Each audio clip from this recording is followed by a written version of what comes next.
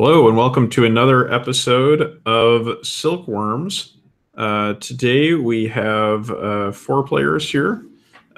Starting out, we have returning from last session, Ari. How's it going? Going well. I'm playing Cygnus the Cart. He's a whisperer from Tycherosi, meddling with the occult arts, and he's very, very, very badly traumatized from being possessed by a demon.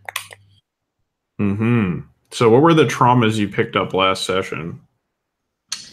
I picked up Unstable and Haunted. Mm-hmm. Right. Yeah, You these are are literally haunted right now by insight, by right? ghosts. Yeah. The spirit Spirit warden you warden. killed. Mm-hmm. Yeah, and unstable from being rapidly degraded by this demon Sitara that's taking hold of me. Yeah. Yeah, so you not long for this world, but we'll Not long. see. 2 weeks at the best. Yeah, yeah, we'll see what happens to the cart. All right, and what about Lou? Sorry, I'm just stuffing my face. Okay. It's nice to be back again. Yes, welcome back. Thanks. So I'm playing as Beetle. She's, I guess, in her late teens, a bit of a runt. Kind of grew up in Duskwall. She also has Tycherosi ancestry, so she looks like a regular young woman, I guess, but when she smiles, she's kind of got these rat teeth, alluring rat teeth. And I'm not too sure. She recently offended her friend Tilda, who's a kind of beggar queen. And so I think potentially she's been off for the last couple of sessions, either being punished in some way or trying to, running errands and trying to preserve that that friendship. Yeah. Sure. Yeah. You see, you lost her as a vice provider, and maybe you need to try to befriend her again. Mm. And being her friend could be helpful in case the lair gets destroyed and everyone is scattered to the four winds, right? Yeah, and I think it's like of personal interest to Beetle anyway. Like I think I'm kind of getting the feeling maybe Telda kind of helped her out as a bit of a like ugly stepmother figure, like Yeah. like has helped her maybe for her own purposes, but yeah. Yeah, okay, we'll see. We'll see how that goes. And Ryan, how's it going over there? I'm Sev Razor Malloy, cold, pale, precise leech, specializing in tinkering with bodies. Normally, more pressingly, I'm working on creating the perfect cat hull, but that's kind of on the back burner because everyone in this town wants to kill us now. So the new project is faking my own death and possibly everyone else's death too, to which ends I've been buying not quite good enough for science body parts and planning to blow our base sky high. Yeah, which is impressive given that it's currently underground, I think. That's right. It is, in fact, underground. And you've acquired the necessary amount of explosives, and you also acquired the necessary amount of body parts. So you're pretty much good to go as far as that operation goes. We'll just have to see if you can pull it off. Cool. All right, and Sid. The murderous Lug. What has been going on with Lug? I murdered one person. I mean, you murdered one very important person. Yeah, so I'm more of an assassin. It's assassination at that point. I mean, that's one way you could describe it. So I'm playing Lug. Lug is our big meaty thug of a cutter. There's a lot going on with Lug at the moment. I don't really know where to start. I took some trauma. He's pretty unstable. Yeah. That's it's I think the thing about Lug is that so he is incredibly capable of violence and incredibly willing to enact violence, but I think he's also he's always shown himself to be like a big huggy bear and like a big emotional vulnerability as well. And that's kind of I think mixing up the lines between those two are what is happening with Lug at the moment. Right. Yeah. So, I mean, I think we'll get started with Lug because we left on a cliffhanger with him where he was fighting the Spirit Wardens, and we cut away because he traumatized out. Yeah. So, how do you think Lug survived that encounter? So Lug had taken that like rage potion, and I think that it was like he just walked away from it, or ran away from it, with like a lot of injuries, but pushing through them. And I think that's kind of how he survived it. So beat up the Chief Spirit Warden, and then like ran, beat up, and then just like charged through the rest of the Spirit Wardens, and like ignoring all pain, unstoppable, and then just like out into the city, right, to go be wild elsewhere. Right. So, I mean, here's the thing. We were over in White Crown, I believe, over here-ish. So, how did Lug get across Northhook Channel without dying? I was gonna say like swam in with this like big rage potion thing, just jumps in the water. Anger swimming. Anger swim. Yep. Okay. That's a big channel. It's really big. There's like naval vessels that move through that channel. So yeah, okay. So let's take a look at Lug's sheet here, because let's see how Lug is doing. He's currently got some level 3 harm from being shot, right? Yeah. Yeah, he's in a real bad spot. So I'm gonna say I think for that particular stunt that you're trying to pull there with Lug, I kind of want you to make an action roll to see how you make it across the channel, because I think this is not a trivial thing, right?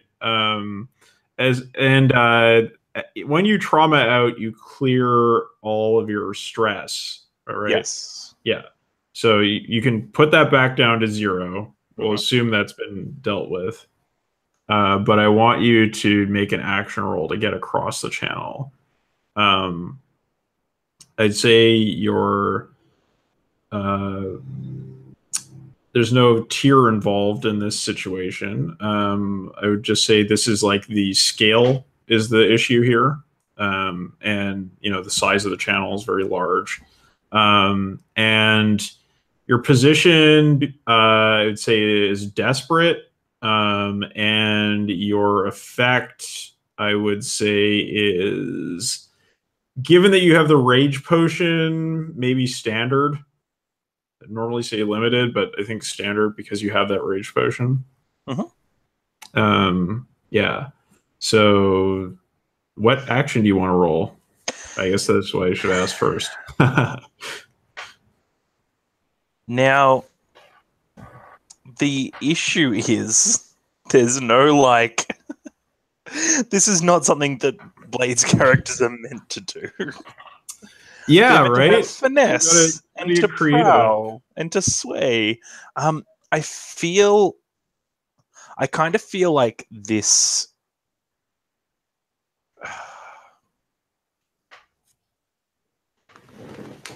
I want to say either Hunt has that but even Hunt feels like more controlled in this. If it feels like Wreck almost because it's just like wild application of force. You're wrecking yourself. I'm wrecking this water. Wrecking the water. Wrecking the water. Get I'm wrecking fucked water. I'm wrecking distance between me and wherever I'm going. Yeah, I want to say Hunt or Wreck, although neither of those feel super great. I feel Wreck. Wreck sounds pretty correct to me. Yeah. Desperate.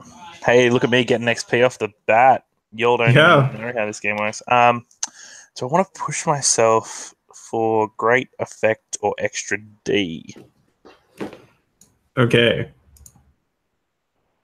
I'm not taking any devil's bargains from you, Lou, because that's how we ended up having to blow this fucking place up anyway. I think I just called you Lou. Sorry, I meant Kyle. Sorry, bro. I'm having a day. I was looking at things and yeah, it was like I wasn't even here. No, sorry, I was looking at Ari's last message that said thanks, Lou, and I was like, Lou. Because I'm on my laptop, I'm flicking between screens and that's killing me. That's what I do every session. Yeah, same here. That's my life. The worst. You're slumming it. Yeah. Let's.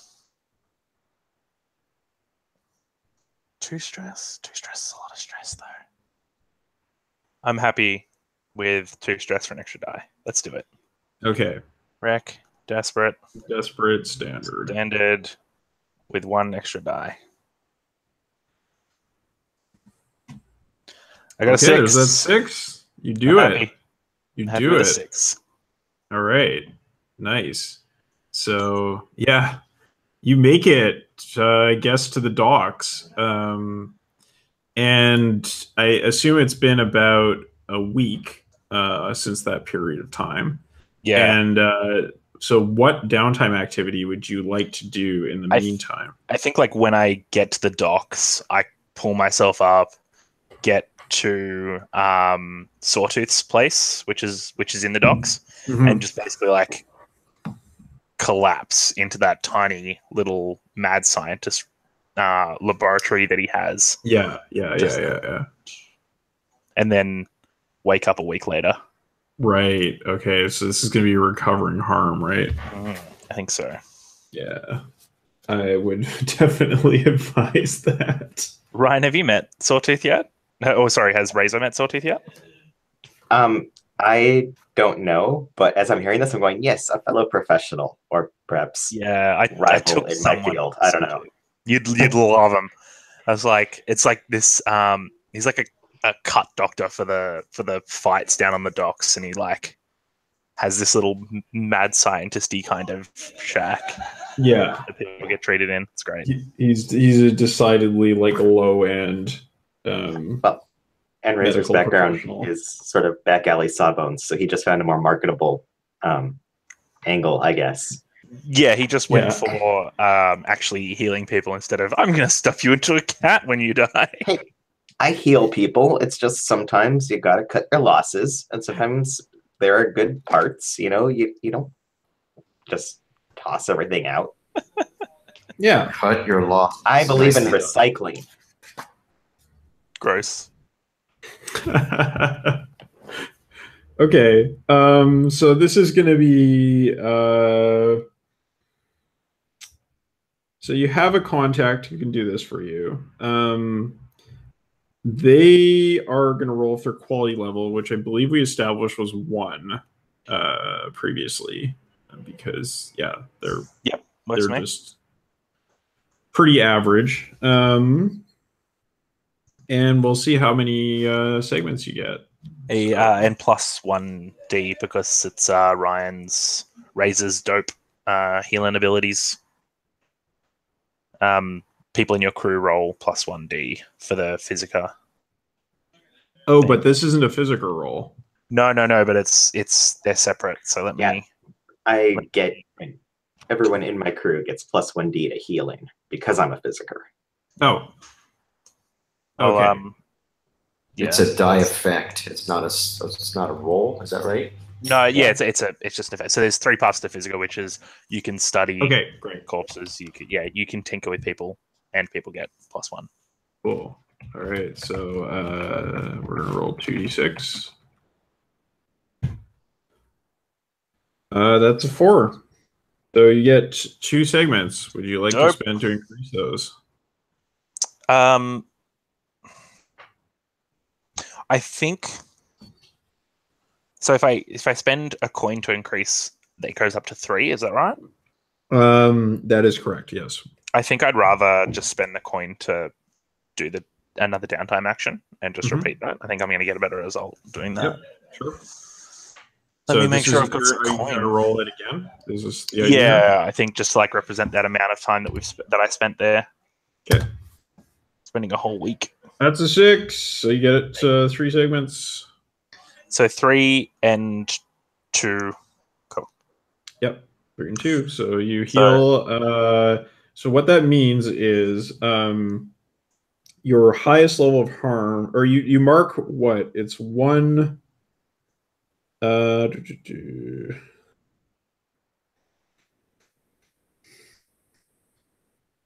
Reduce each instance of harm on your sheet by 1 level, then clear the clock.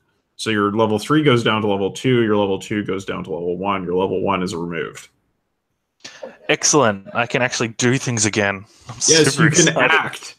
I can act. You can act. You only have a level 2 and level 1 harm. At least I don't mind that at all. I can handle level 2 and level 1 harm. Yeah. What is it like? You get reduced effect and -1d, but they're not. Yeah. They're not functional yet, right? You've got to. Did we even apply that in the last? We didn't apply the roll? I don't think we did we? No, we didn't.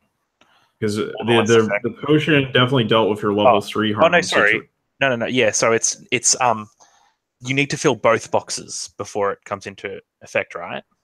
So with harm. No, that's not correct. Oh, isn't it? That is what I thought it was, but people corrected me on that. It's if you have anything in the track, it applies. Oh, really? Yep. Oh. Yes. Man. I thought it was that way, but it is not. Blades has rules now, man. Yeah. So yeah, it says consequence and harm. Cool. Where does it say this? Harm. Your character suffers the penalty indicated at the end of the row if any or all harm recorded in the row applies to the situation at hand. All right, cool. So you would have had reduced effect and -1d on that. If that applies to the situation at hand. What was my level 1 harm? Oh wait, cool. I can do that.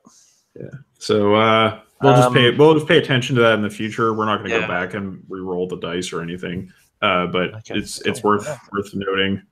Yeah, absolutely. I wasn't aware because I was I didn't realize harm worked like that. Cool. No, it was a mistake. It was a mistake I put in my videos. and YouTube comments thoughtfully corrected you. They did. They were very helpful. It was good. Yeah. They gave me good advice. So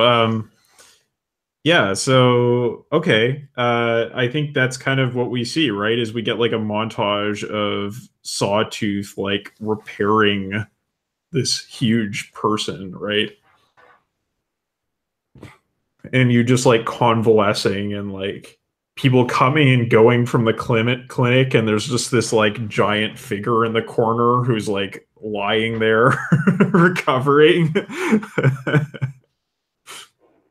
People are like, who's that? It's like, oh, that's nobody you need to worry about.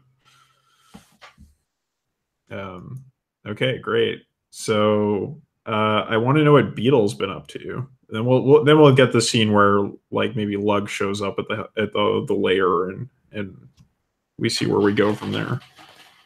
Cool. Yeah. So just to keep it in a little bit of the fiction I established. So I'm doing a downtime action as well to represent where I've been. Yeah, cool. Yeah, it would be a downtime activity, and I think this would you're trying to get back on the good side of Telda, yeah. Telda, yes, the beggar queen. Yeah, so in that case, I would say this would be a long-term project you're probably trying to do. Yep. And I would say it's an 8-segment clock. So you just tell me what action you're rolling with. Cool. I'm just making the clock. What I was picturing is that she's kind of drawn me back into a web a little bit again, and so I'm just running heaps of. I'm essentially just thieving, but like probably, you know, like 14 hours a day of constant like thieving to like make up for this. And I'm actually kind of tying in. I took the when I advanced, I took the devil's footstep, which is the pushing. If you push yourself, you're able to do like superhuman-esque feats of athletics and that sort of stuff. So I'm gonna say maybe this like hard like pushing and stealing is kind of she's leveling up her stealing skill as well. So I think I'm just gonna probably roll on prowl. Okay, sure. So yeah, you roll with prowl, and we'll see how much effect you have.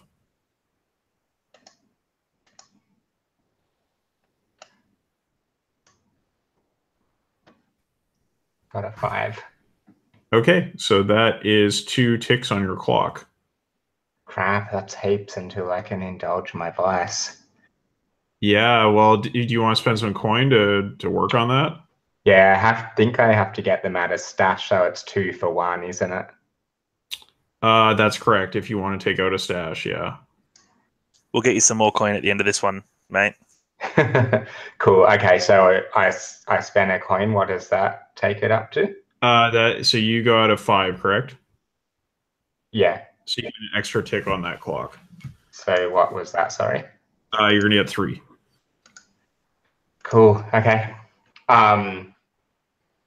Yeah. So I'm kind of picturing Beetle running around the streets, probably with some like some young, like some like younger thieves, you know, or maybe she's doing that. She's probably kind of teaching them a bit too. I think maybe that was part of the bargain. So they're like tickling pockets, and you know, and we probably see her like boosting up little kids into like windows and causing distractions and all of that. I kind of like it to see her actually running things. Yeah. And it might be kind of interesting because she's normally a bit of a failure with the like grown-up gang, but she knows what she's doing here. Yeah, right. So yeah, this is her thing, right? This is where she came from, and I wouldn't say she's been a failure because like you've had really successful break-ins for pretty much every job you were ever involved in. Yeah, you were involved in the messy job. You were involved in all the jobs that went swimmingly. Yeah, but it kind of always seemed like she was got through by the skin of her teeth a little bit. That's what it felt like to me. Sure, yeah. Yeah, so I mean, it's like, you know, you're bringing some take in to Telda. You know, we see you come and deliver what you've managed to steal to her and her various agents. But her expression remains, you know, basically impassive. She's like, oh, well, you know, keep it up, right? Like you're not out of the doghouse yet. So you got to keep working at that if you want to really get on her good side again. She's working like a dog. Cool. So yeah, so you're getting there. Now, I think we're gonna probably see the scene where maybe one thing I wanted to mention for you first, Lou, is that Aldo did actually go to, or he was picked up by the Bluecoats, and then the crew paid off the Bluecoats to get him out. So yeah, so that's maybe something relevant to your character. Just thought I should note for last session. But yeah, I think we probably get the scene of Lug showing up at the lair again. Maybe Razor is working away, trying to prepare things for the great explosive maneuver. I don't know what the cart would be doing. Probably like sitting in the corner muttering to himself or something.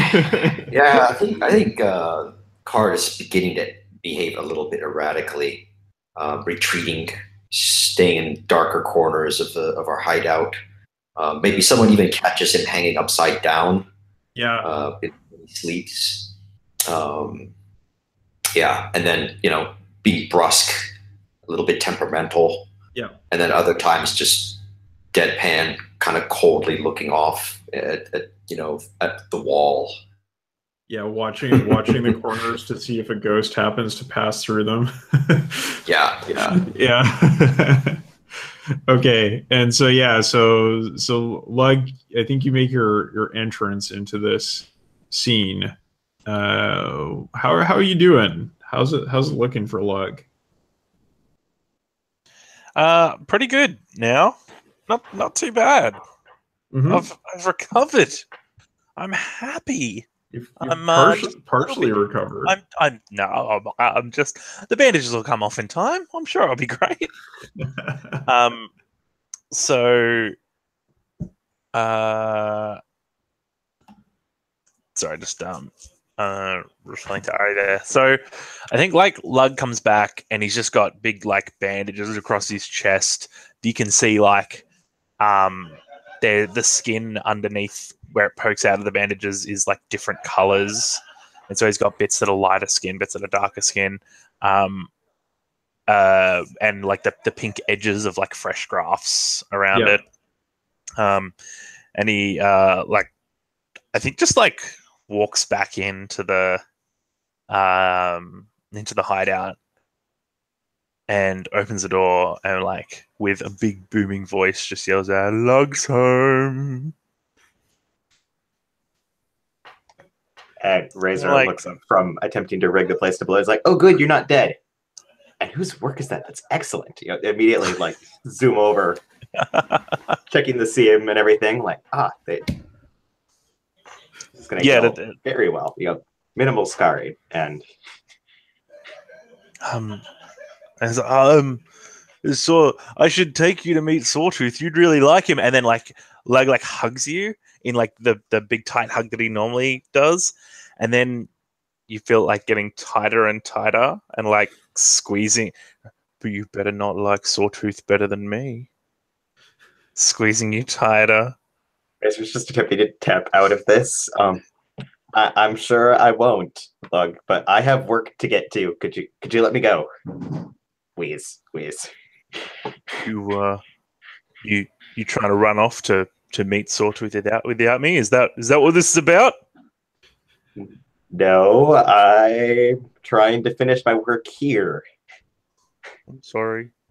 That was. I don't like being jealous. That was not the Lug I should be. That's old Lug, not new Lug. I'm sorry. I'm sure you'll be better or something. I immediately just scoot out of arm range and go back to. Forgive me, Razor. Yeah, and going back to my attempting to rig this place to explode. While doing this, I was also not so subtly sizing Lug up to make sure that the biggest guy you have on offer from Eckerd was roughly the right size to stand in for Lug, because Lug is big.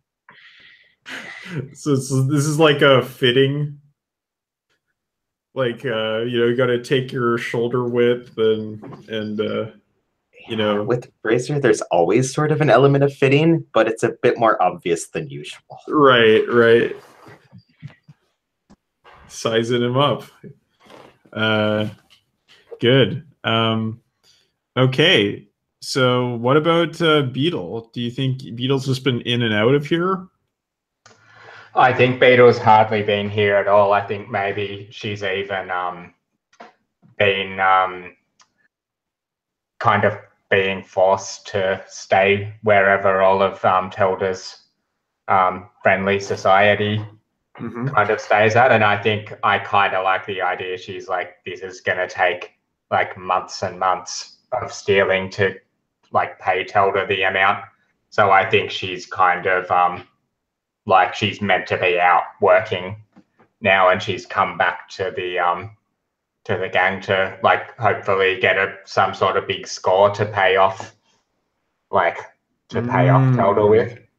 Okay, yeah. So this is like, mechanically speaking, this would be like on the next downtime activity you do, you could spend a bunch of coin to work on getting a crit on your result, and then clearing your clock, right? That's what I was thinking. Yeah. Yeah. Cool. But in terms of I think maybe I'd like to maybe see Beetle turn up. Seeing as what was the what's the gondola? Was it Aldo? Aldo, yeah. Yeah, I think maybe we see Beetle like pulling up, jumping off downstairs with Aldo, like they're smoking and they pull up. But also just because the Lug's jealousy was interesting. Can Lug be smoking down in the like the port as well? I think is that all right, Sid? Yeah, I think Lug takes like a drag of a cigarette, doesn't like it, stamps it out, then picks it up and lights it again and tries again, and then like doesn't get any better, stamps it, and then like does that basically until it's gone. Yeah, so I think as right before Beetle jumps off the boat, she gives like Aldo a kiss on the ear, and like jumps off, and she's like, "Oh, Lug, hi."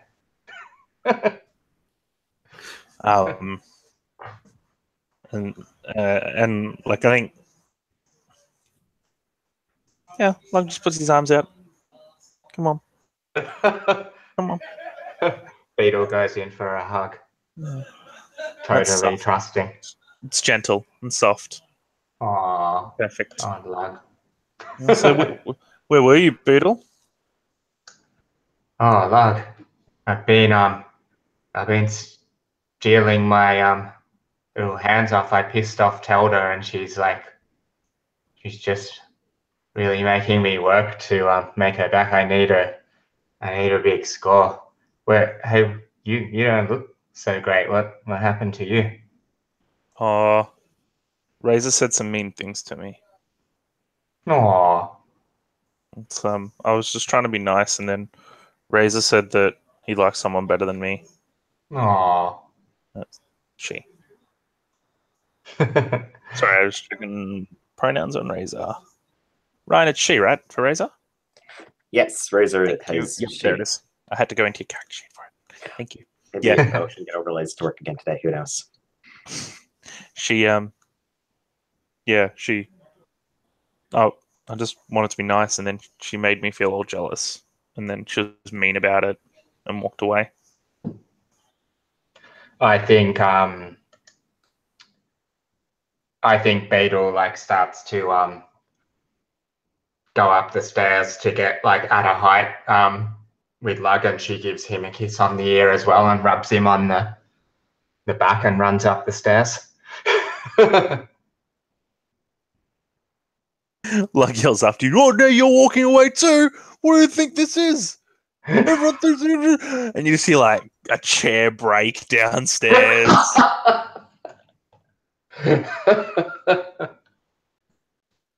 Lug, buddy. Okay. If I'm gonna take trauma, Ryan, I'm gonna Kyle, I'm gonna fucking enjoy it. Yeah, you're gonna earn that XP. All right, so yeah, let's talk about who you might want to do a job for, or who would actually be willing to give you a job. I think is the more relevant question, because you're going to be pretty hard up for factions that would actually be willing to work with you right now. Could be Telda. Could be Telda, yeah, it could be Telda. Definitely, I could see that. That's an option. Comes to mind. Other factions. Who did we just make some inroads with last session? I forget. Well, Lex worked on befriending the unseen, but she's not there yet. Right? Yeah, right. Like, she's doing that privately. And so this thing we're doing of faking our own deaths, is that a long-term project thing, or is that... No, that's just going to be an action roll, like, to see if Razor can pull it off. Because I think we spent a bunch of downtime activities to get the supplies, so I don't think it's really necessary to take it to a long-term project to set it up. Yeah, right. I was wondering maybe if it was some kind like potential score, but I guess there's no like money involved. Yeah, we need something with a payout. Yeah, you need some cash money. We ran through all of our cash. So. Yeah, so you're at -1 with the Circle of Flame, 2 with Lord Skurlock, 1 with the Wraiths, -3 with the Spirit Wardens, -2 with the Sparkrights, and 0 with the Gondoliers. Can I ask Kyle mechanically, how do we get out of our war condition with the... There is no mechanic, right? So it has to be basically fictionally justified. Yeah. Cool. So given the fact that you broke into their headquarters and murdered their leader, it's going to be extremely difficult for you to get out of war. We're going to fake a death. It'll be fine. Yeah, I feel like it's either fake your death or do this thing that Lex is trying to do, where you replace the leadership of the Spirit Wardens with somebody who is actually a plant for the unseen, who are willing to let you off the hook, or possibly a combination of those two things. But it definitely, it's not like you could just go up to them and be like, I roll sway. Yeah. It's like that would be like, negative effect. Like there's no fucking way. So let's see. So Telda, working for Telda, I could definitely see that working. That might be a way to go. Just doing a basic steal some stuffs kind of score. And I mean, you can go work for Lord Skurlock again, but he's just going to get you to do something really dangerous again, probably. Do we maybe want to start working for a faction we haven't dealt with before? Well, if you have anybody in mind who you think would be willing to work with you, let's see. The Spirit Warden's enemies are probably the only groups that would be willing to work with you. Yeah, maybe another tier 4 faction that's got the muscle to, or maybe tier 3. So the enemies of the Spirit Wardens are the Dimmer Sisters, the Gondoliers, Lord Skurlock, the Silver Nails, the Unseen, the Path of Echoes, and the Reconciled. So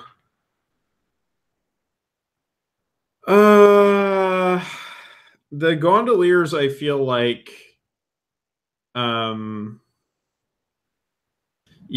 the Gondoliers, I feel like they don't really want to work with you right now, because yes, they're enemies with the Spirit Wardens. However, they did stick their neck out to get you out of that place, and the Spirit Wardens are probably like all over this district right now, so they're probably trying to like lay low a little bit. So yeah, so Ari's asking, what faction is Telda in? She's not in any faction. She's in her own faction. Yeah, we made a like custom faction for her. That's like a bunch of urchins and stuff. Oh, okay. Yeah, That would be she's cool. she's tier 3, weak hold, and you have a 1 with her. So What do you think, Sid and Ryan? I like that one. That sounds neat. okay. Yeah, I threw in text. Yeah, I'm happy to work for Tilda. I think Lord Skylock is a good ally, but I think he wants stuff that's going to get us in a lot more trouble. Yeah. Well, he's trying to kill everybody in the city, so which I'm happy to do at some point, but not right now. Yeah. The only other faction that I would put up as another option would be the Silver Nails, which might work pretty well for Lug. They're a bunch of mercenaries. Yep. Silver Nails, or I was thinking I've got like a fictional in with the Dockers from my history, and I imagine everyone's got work to do. Everyone's got work they need done. Mm-hmm. Silver Nails, yeah. So do we want to? Because we could talk about your rival, right? Because your rival was Severosi, right? Yes, I believe so. Yeah, and they are a group of Severosi mercenaries. So maybe he's involved with them. Might not really be so hot on hiring you, but I love the idea, and it's something I want to go into at some point. But I think I'm as a player, like captain speaking, is something as a player I'm really interested in helping Beetle like get back into the good books. I think that's like a really cool story, and if we can link that into a score, I think that would interest me as a player. If we were gonna be heaps playery, we could also have Telda send us to that group of mercenaries to steal some shit from them that just happens to be your rival. Like, oh, that's pretty good. I mean, it's an option, but yeah. And she seems like a shit stirrer. That might actually be the sort of thing she'd do on purpose. That's how I imagine her. Like, this will be funny. Well, let's see.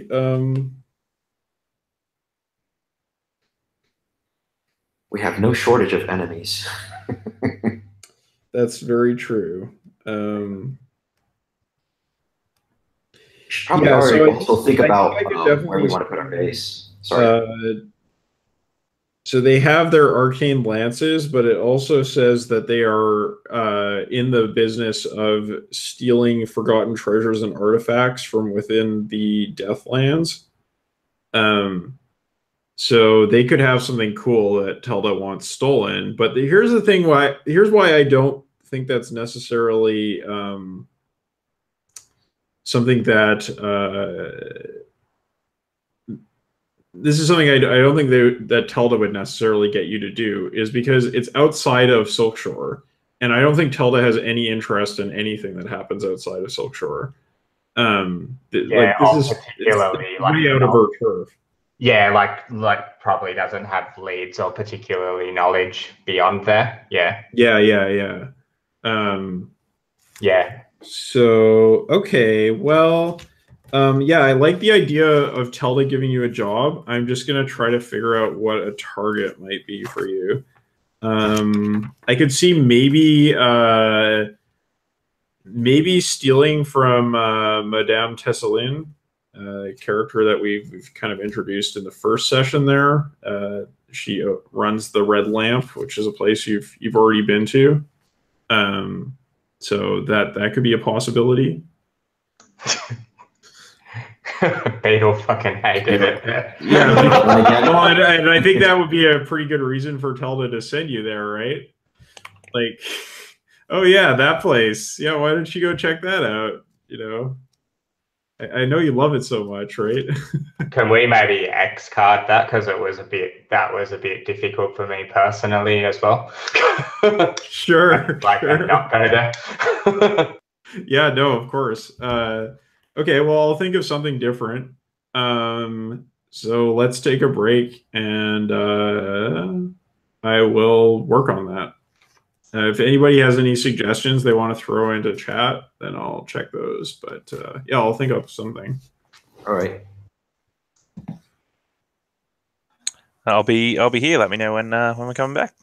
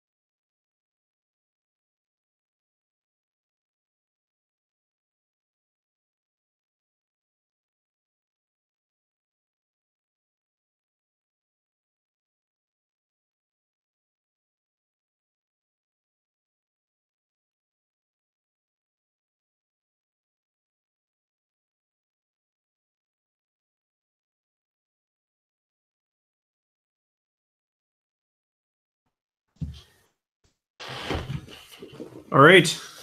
So I think I have something. Great. So I think Beetle, this is probably Tilda coming to you with this job offer.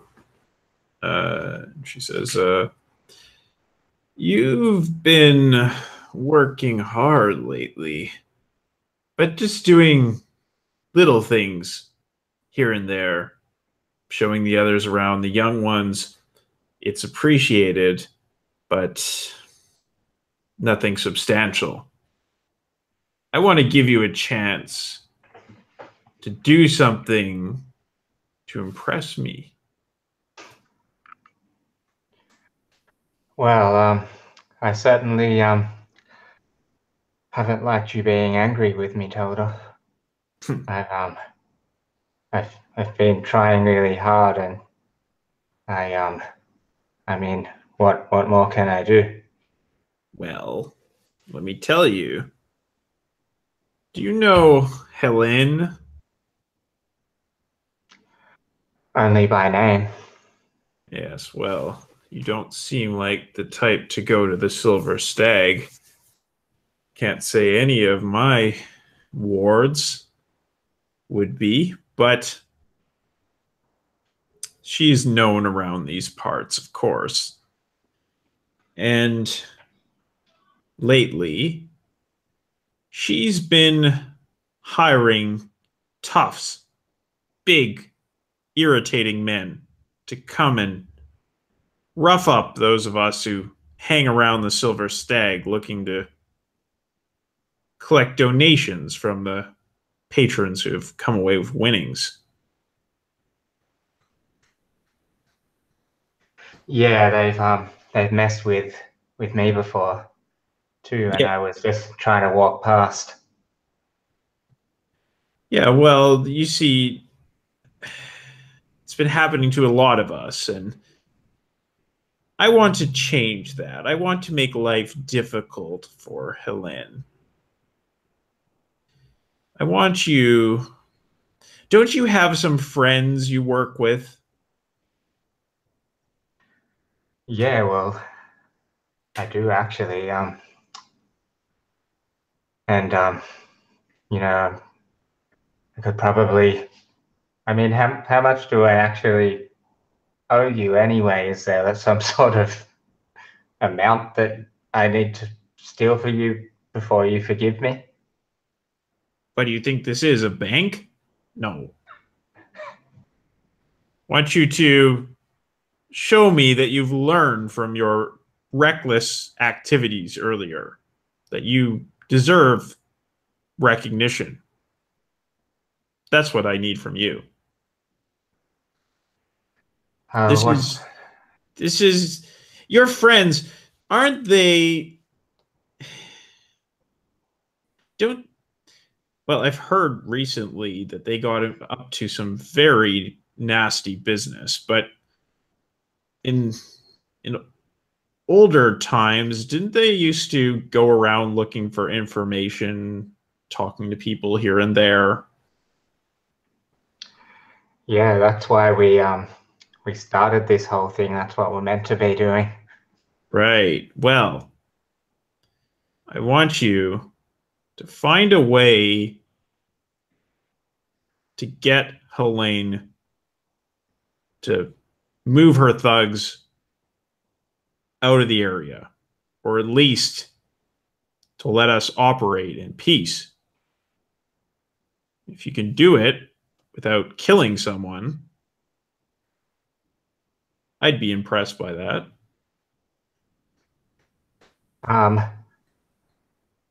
Well, of course, personally, I'm looking for your approval, but the others might need some sort of, more substantial reimbursement for doing that. Well, I can give you something, but she's rich. Find something to steal. That's what you're good at. So do it. So Beetle runs out the door. off the street corner. Yeah. Oh yeah, that's right. She's in that awesome spot between two shops, isn't she? Yeah, it just hangs out there at the corner. Yeah.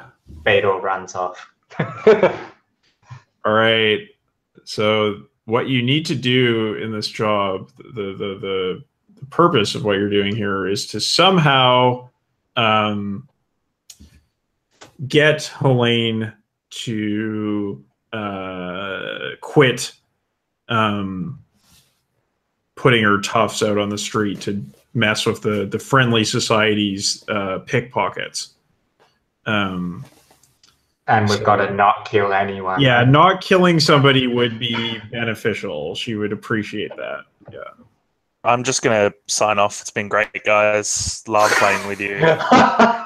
Lugs is just going to go do another downtime recovery action. Yep.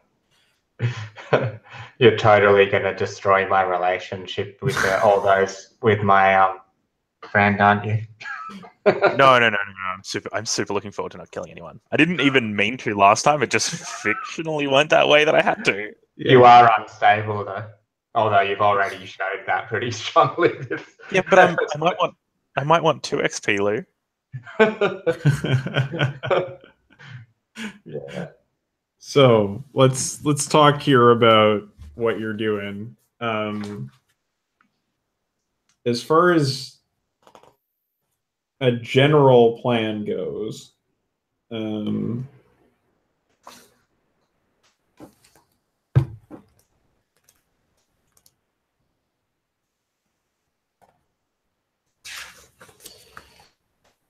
which way would you like to go about this? Would you like to do an assault? Probably not advisable given the requirements that have been put on you, but it's possible. Deception, stealth, occult, or social? I quite like the idea of us getting in there and getting some sort of like documents or something that we can like blackmail her with and potentially get some sort of payout. Okay. As well. Yeah, so you want to plant something on her or steal some documents from her is kind of what you're thinking here? I guess planting something would be cool, but possibly more complicated. That could be fun though. Sure. That sounds okay. like deception. Is that a thing other people are? Yeah, I feel like it's kind of deception thing. I'm down with that as a player. The cart would probably at this point with the thing what's happening to him would be more into occult, but that's probably not in line with what you guys want to do. But when the cart gets his way, we have to fake our deaths. So this time, it depends what we're going to plant on her, right? We could plant something and call the spirit wardens. Tell them. Yeah, sure. But I don't know. It feels like it would be more useful if we're trying to do this thing also where we're trying to get her to stop doing something, that it's something that we can threaten her with that gives us some sort of negotiation. You know what we can do? I just got an idea I could work, but maybe works off of that. Maybe we get them so that they're culpable for what happened to the spirit wardens through some evidence that we plant. But we then need to not use that evidence in order to actually, unless we're doing a different sort of... Yeah, right. Threaten to use it. Yeah, so I feel like if you were going to make threats, then this would be kind of a social thing, right? Yeah. Okay. Unless we had actual evidence. It seems like... Can you have are there 2-part score things where you do a setup as one and... Yep. Is that a thing? So maybe it's deception and then social? Yeah, you can do a score to set up a score. You definitely can. Or you can gather information if it's something a little bit less significant, if you just want to find something out.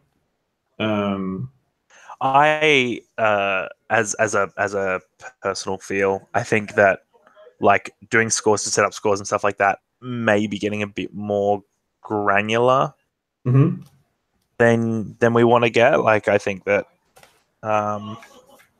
yeah.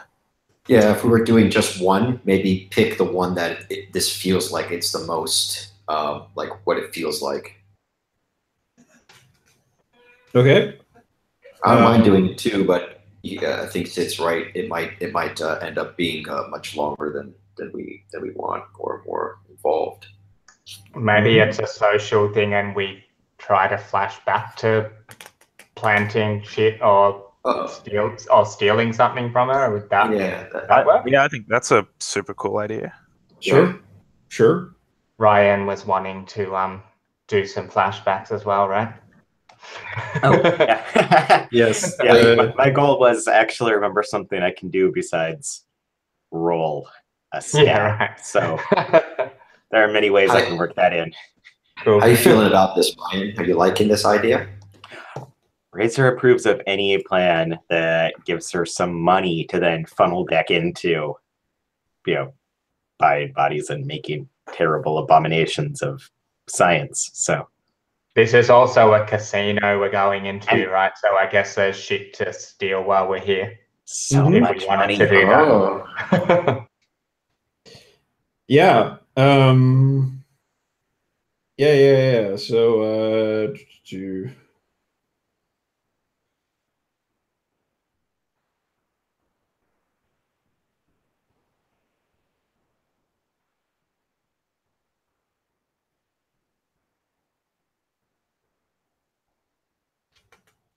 Is this a made-up faction, Helene, or is this? She's not a faction. She's not part of a faction. Okay. Yeah. She's just somebody listed in the Silk Shore description. Gotcha. Okay, so do you want to gather any information? Do you want to do a setup action, or do you just want to go in with the plan to blackmail her, to threaten her, I should say? I think we might want to do a little bit of research on her, maybe just so we have something to work with to come up with the blackmail. Unless somebody has a better idea. I guess we could flash back to it also while we're in the score. No, you totally can. I mean, we absolutely can. If you've got a specific question now, it's good to do it to avoid the stress cost, but I'm totally happy to just jump straight into it. Lug is known for planning. Yeah, I want to. I definitely want to see Beetle trying to get into a office or whatever and get documents, but I don't know if that's a setup thing or a flashback thing. Like I've already got them when we, or I'm just about to already have them when we walk in the door. Right. Okay, sure. So, yeah, I mean, it could be a thing that you did breaking in like the previous night or something like that, right? Okay. So let's talk about engagement.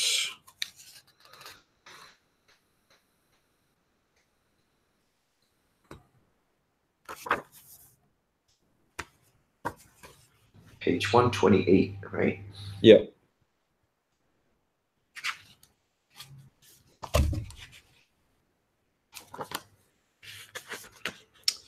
Okay, so the social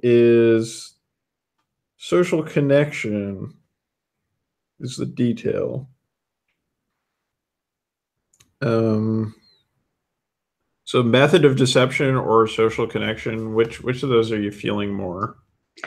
Do we have any social skills between us? I have some. So, well, you have some. Okay. I can wreck people. Yeah, I've got.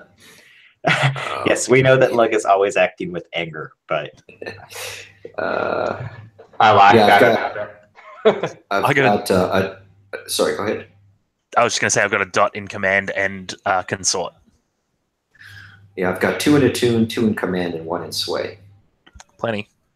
I don't have consort though, but you guys have that, so we could kind of bounce off each other. It's okay. She's not your friend anyway, so. Yeah. Swaying sounds pretty good to me. Yeah. So I guess that's the question. Is is the important part the social interaction with her, or is the important part the deception bit where Beetle breaks in and stuff? And it feels like that's the bit that I care about, but that's just me. Yeah, I just think it would be fun to see us trying to blackmail this like casino boss in the casino with our bad social skills. But I'm easy for it to be like more. I don't really care about Beetle like getting the shit, and like we kind of stolen stuff before, I guess. So it might be fun to see us trying to do some social shit. Okay, well, why don't we say this? Like, Beetle stealing the shit can be the setup action, and then we'll go for the social or the deception once we see how that goes. Yeah. So to do a setup.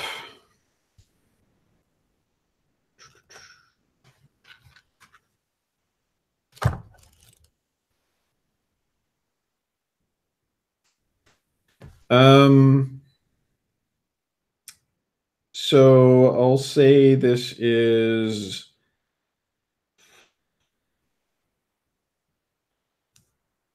we'll just go with an action roll here. What action are you gonna roll it? So I assume you're going to steal some papers from her, right? Yeah, I guess I'm going to see what I can find in a like office or whatever. Yeah. Okay, sure. I'm just gonna prowl again. I'm smashing out the prowl. Okay. Yeah, so I will say your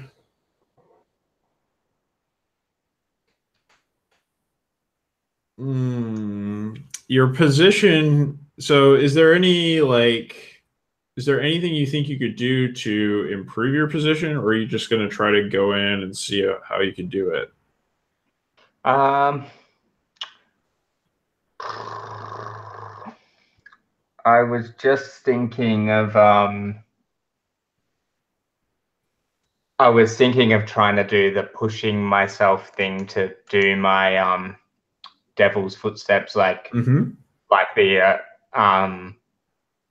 like it's verging on the superhuman athletics. So maybe like just that the office like obviously wouldn't be meant to be accessible by just climbing up. So doing something, you know, like some cool parkour or something, like jumping across quite a major gap or something like. And is that a thing where you can do it once per session? It just says when you push yourself. I think I just have to push myself. Okay. Yeah, so we'll say like you're basically pushing yourself for increased effect here.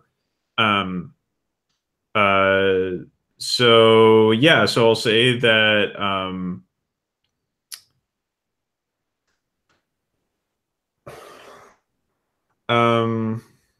and I've also got my infiltrator thing, which is you're not affected by quality or tier when you bypass security measures. I don't know if that's in effect or not. It's not really, because she doesn't have a faction, but it's still like you know, we could say that, you know, the security guards that are outside are not a factor, right? Like I think that figures in. I think maybe the superhuman-esque thing I'm doing is it's in operating hours, and hey Rosie, and I think she's stop attacking me. I think that she's like pretty much watching this woman leave the Rosie. The microphone's on, sweetie. Come here. Yeah, I think that she's kind of waiting for her to leave the room and like just going for it and getting across there right in the middle of everything. Okay, sure. Going on. So we'll say like probably your position is risky and your effect is standard. Yeah. So let's see how this goes. Make your roll. Risky. Do you want to press the mouse on that button for me there? On submit. Yeah. Yeah. token again. Well, let's see what it did. Did you roll good or bad? You rolled okay.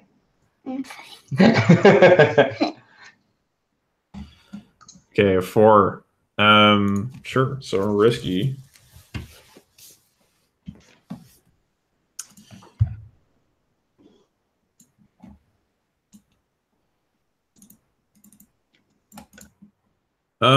You do it, but there's a consequence. You suffer harm. A complication occurs. You have reduced effect. You end up in a desperate position. So in the interest of not turning this into its own score, I will not put you in a desperate position. I think that you...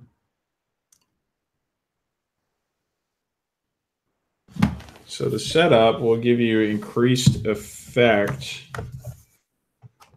Right.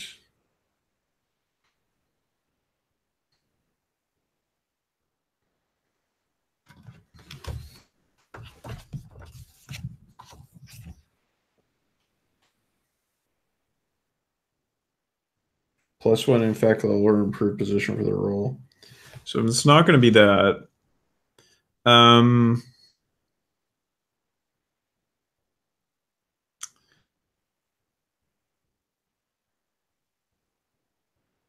I think then what this is you're going to take some harm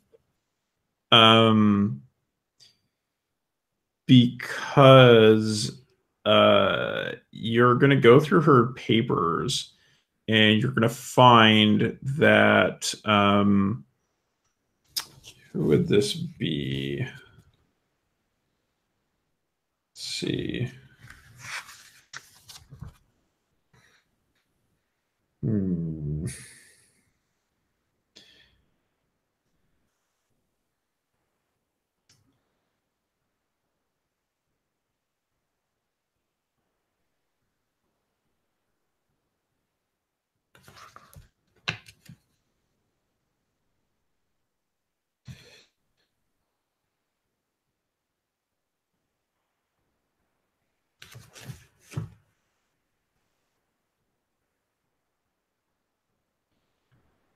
I think.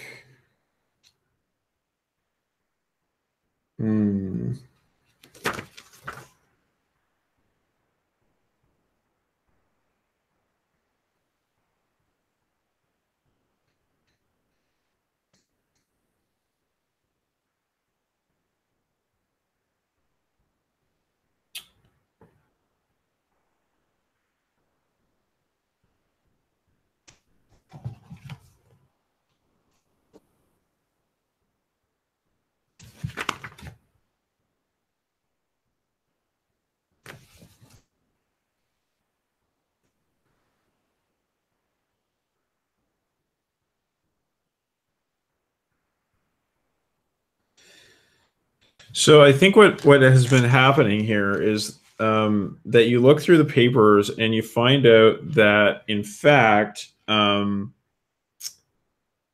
Helene set up an arrangement between Telda and the Church of Ecstasy to provide street children to them for the purposes of demon sacrifice. And I think you're going to take harm from that. Take a level 1 harm because it's a major betrayal. I was planning on fucking her up later anyway for making me work so hard. Now I've got like a really good reason. Yeah. Good. Okay, so yeah, so I think you get these documents and they're obviously incriminating to Helene as well as Telda. So the way that you deploy them is going to be up to you, but you can mark those down as a thing you've acquired, and they can possibly function for the purposes of setting up a social action or a deception. Cool. Did you say it's just level 1? Yeah, I think. Well, I don't know. What are you feeling? How shocking do you think this would be to? I'm gonna say it's level 2 harm. Okay, let's go for it. Yeah, let's go. Level 2 harm.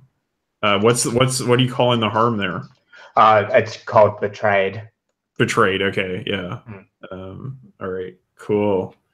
Well, I mean, yeah, I think it's not good. It's not good at all. But these things happen. Yeah, so I think you make it out. You know, Helene comes back in just as you leave, and maybe we get a scene of Beetle sort of like like looking over the papers again and sort of like shaking or something, just like, oh fuck. Like, this is really bad. Or like maybe like getting out the window with them and stuff, probably remaking that jump, I guess. Yeah, but they're probably on the roof of the other building, like it's like retching or something. Yeah. Totally. Nice. Okay. So, shall we do the engagement roll then? Sounds good. All right. So, in that case, yeah, what are we feeling? Deception or social? Which of these? Is probably? I don't know. What do you feel? Lure, trick, or manipulate, or negotiate, bargain, or persuade? Sounds more like manipulation, right? Yeah, it feels manipulative. Okay. Mm-hmm. Okay, so this is a deception. So what's your method of deception you're going to use against Helene? So you have those documents, right? Mm-hmm.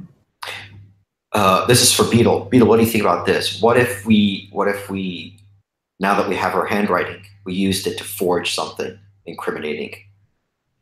Like, for instance, a document that records the expenses they paid to fund our activity against the spirit wardens, something like that. We're taking them down with us.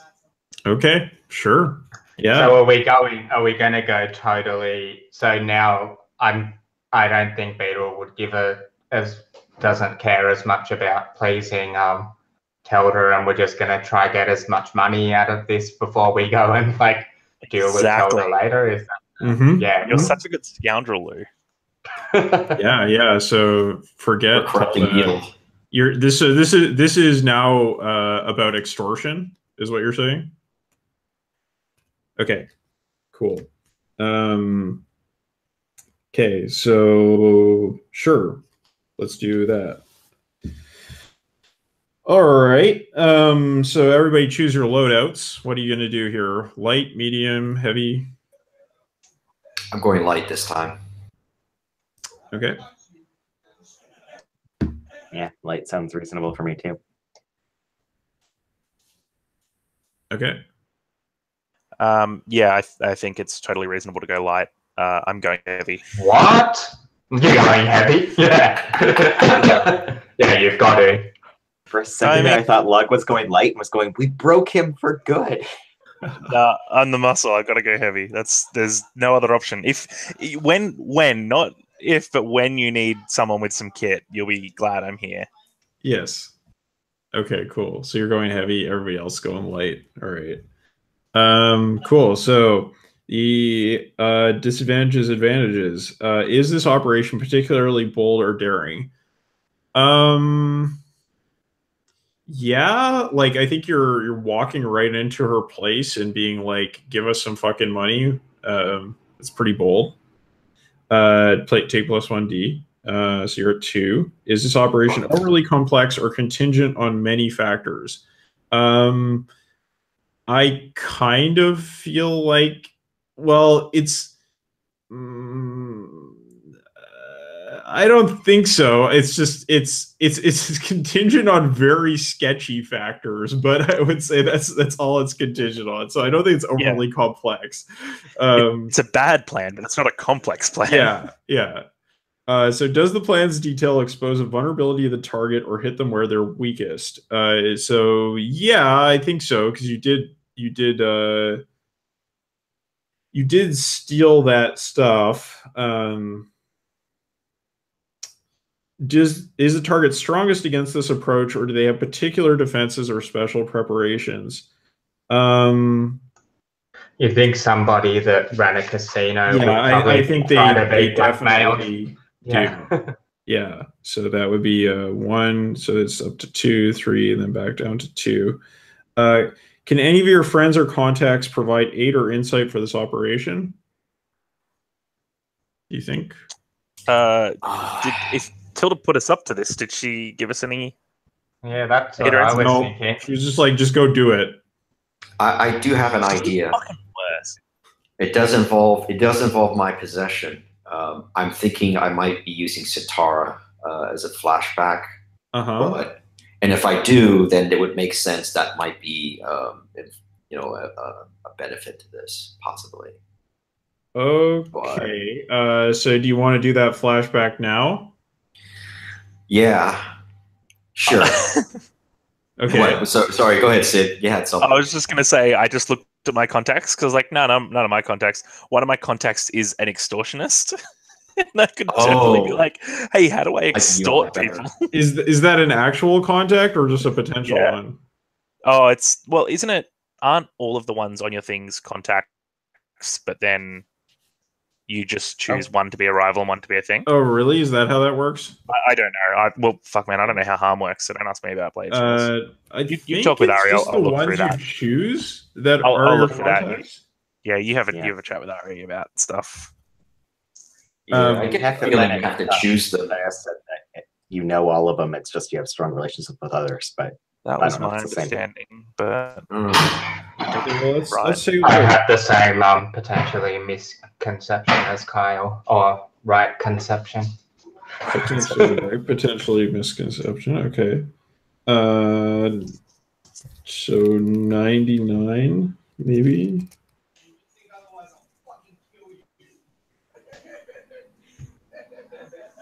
No, this would be under character creation.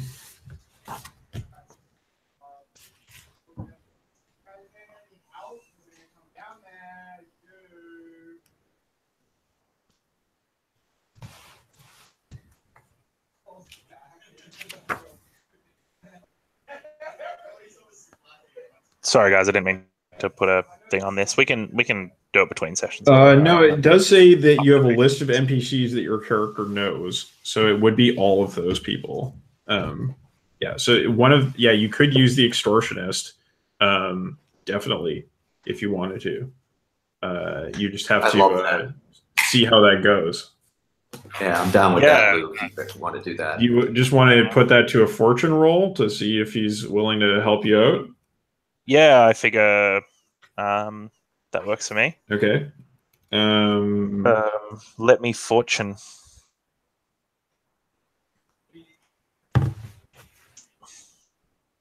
That's a 5. Okay, so it's mixed.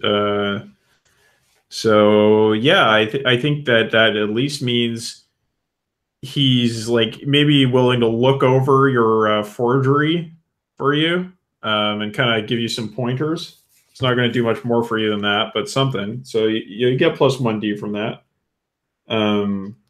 Cool. And let's continue then. Oops. Here we go. Hey, hi, Ellen. Hello. Ellen! Are there any enemies or rivals interfering in the operation? I don't think so. Yeah, I feel like we specifically kind of wanted to take something a little more low profile. And any other elements you want to consider, lower tier, higher tier?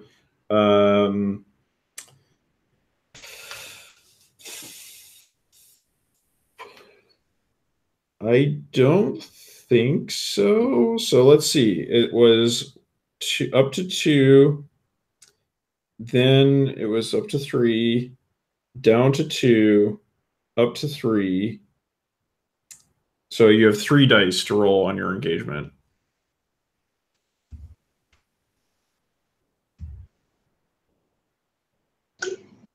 Somebody want to roll some dice that hasn't rolled any dice yet?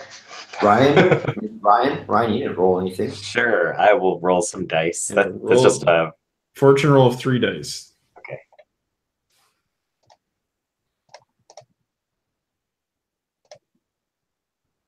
You should not have let me roll. What'd you get? Hey, you got the 4. That's. We'll take the 4, right? The 4. Okay, you got a 4. So We did give you 3 dice, though. I mean, come on.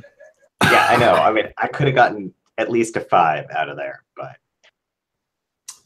yes.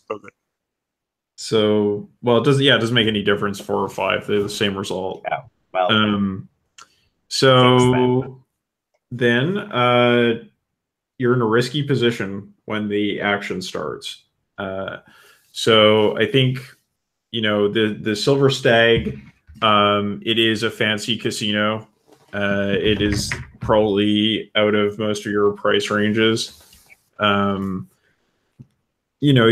you so we'll assume that somehow you manage to I think actually what this probably is that you go up to the door and like you see that there is like a bust of a stag, stag's head above the door, and then it is there's like silver work all around the outside of the door, and there's just there's a couple really big, probably about the size of lug bouncers who are at the door, and they look the lot of you up and down and are like you're not getting in here. What do you do? Do we know who their enemies are? The enemies of who? Lug them. The enemies of who? These bruisers here. Do we know of any factions that they have problems with? No, you'd have to try to look into that. You could do it. You could have done that. You could flash back. Yeah, I'll wait to see what Lug wants to do here. I feel like he had a twitch reflex going. I kind of do, but like I'm just gonna do a flashback and burn stress. So Okay. I don't know if this is like I'm happy with someone else doing it. Go for it. Go for it. All right. So I think like the scene would be Lug like looking all heavy and loaded and stuff like that, like visible weapons in his big backpack, this like hiking pack that he's been carrying around.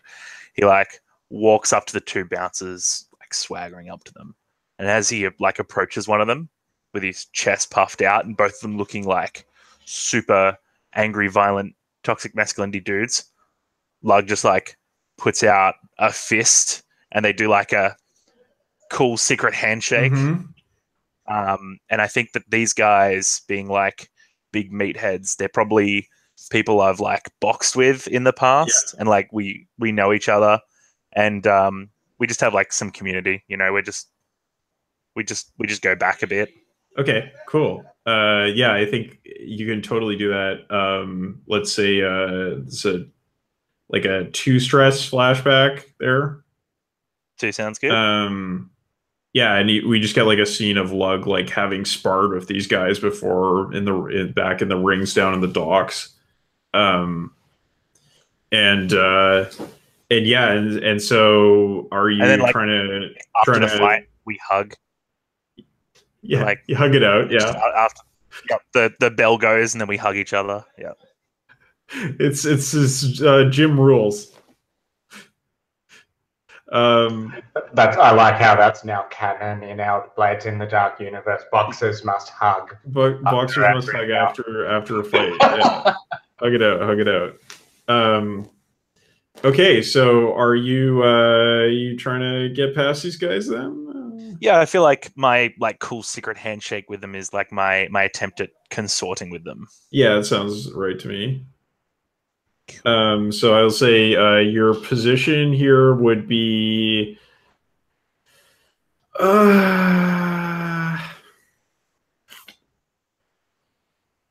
it's their job. but you're just trying to get in the door. I mean, I'm kind of feeling like maybe well, you started in a risky position, so yeah, I think you're still in a risky position, but I think your effect is going to be great. Yeah, which I think great is me being allowed in with like literally armed. I think that feels like that's where the effect level falls off. I only have one dying consort, so you know, do we want devil's bargains? Anyone? Do it. Have you got one, Kyle? Oh yeah, or sure. Sure. That's unsettling. They'll tell the spirit. I want to assist too if I can. What's that? That'd be good too. You want to assist? Okay, yeah. Sure. So the devil's bargain I'm offering is you're gonna get in here. However, you will. I think it's going to be a matter of insight is going to show up if you do this. If you take the devil's bargain, the ghost insight is going to show up. The one haunting Ari's character, the card is going to show up. I love it. You're in. Absolutely. All right. I'll take that. Ari, did you want to spend 2 stress as well and assist? You don't have to. You might be needing it. I will. You assist. might want to keep that stress though. You know, how are you trauma out in a week anyway? How are you assisting with the consort? Oh, I've got which one is it? Yes. Could I use sway here, perhaps? No, I mean just fictionally. How do you do it? Like, cause they're hugging it out, they're doing their bro fisting. Yeah, maybe I kind of like pat them on the back, like I'm part of this somehow. Just like pop yourself up in the middle, patting people on the back. Yeah, just nodding my head, and I look really weird and crazy, but you're my favorite. Great. Okay. So I'm gonna go here and I'm gonna start a clock for you guys. So this is insight shows up, and I'll say it is a let's say a 6-segment clock. It's filled with 2 segments. It's part of that devil's bargain. Okay. All right. Cool. So I think you have a big hug fest, and they open the door and they say to Lug, you're not gonna do anything bad with those, are you? Like points to the big backpack. Yeah, and I just go, no, it's like a safety blanket. They make me feel safe. I feel secure. All right. You know, that's it. Boxer's honor. Yeah. Oh yeah. Promise. If I, absolutely. And like no,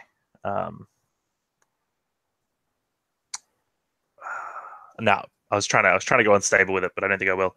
I think I just like hand on my heart, and then as I put my hand over it, it like pushes and shows like the heavy armor I'm wearing or whatever. I'm like, don't worry about that. That's a thing.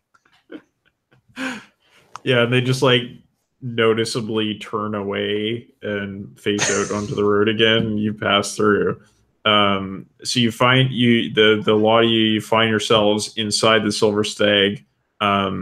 There's a lot of like blue carpeting, blue wallpapers, like a sort of like a light blue.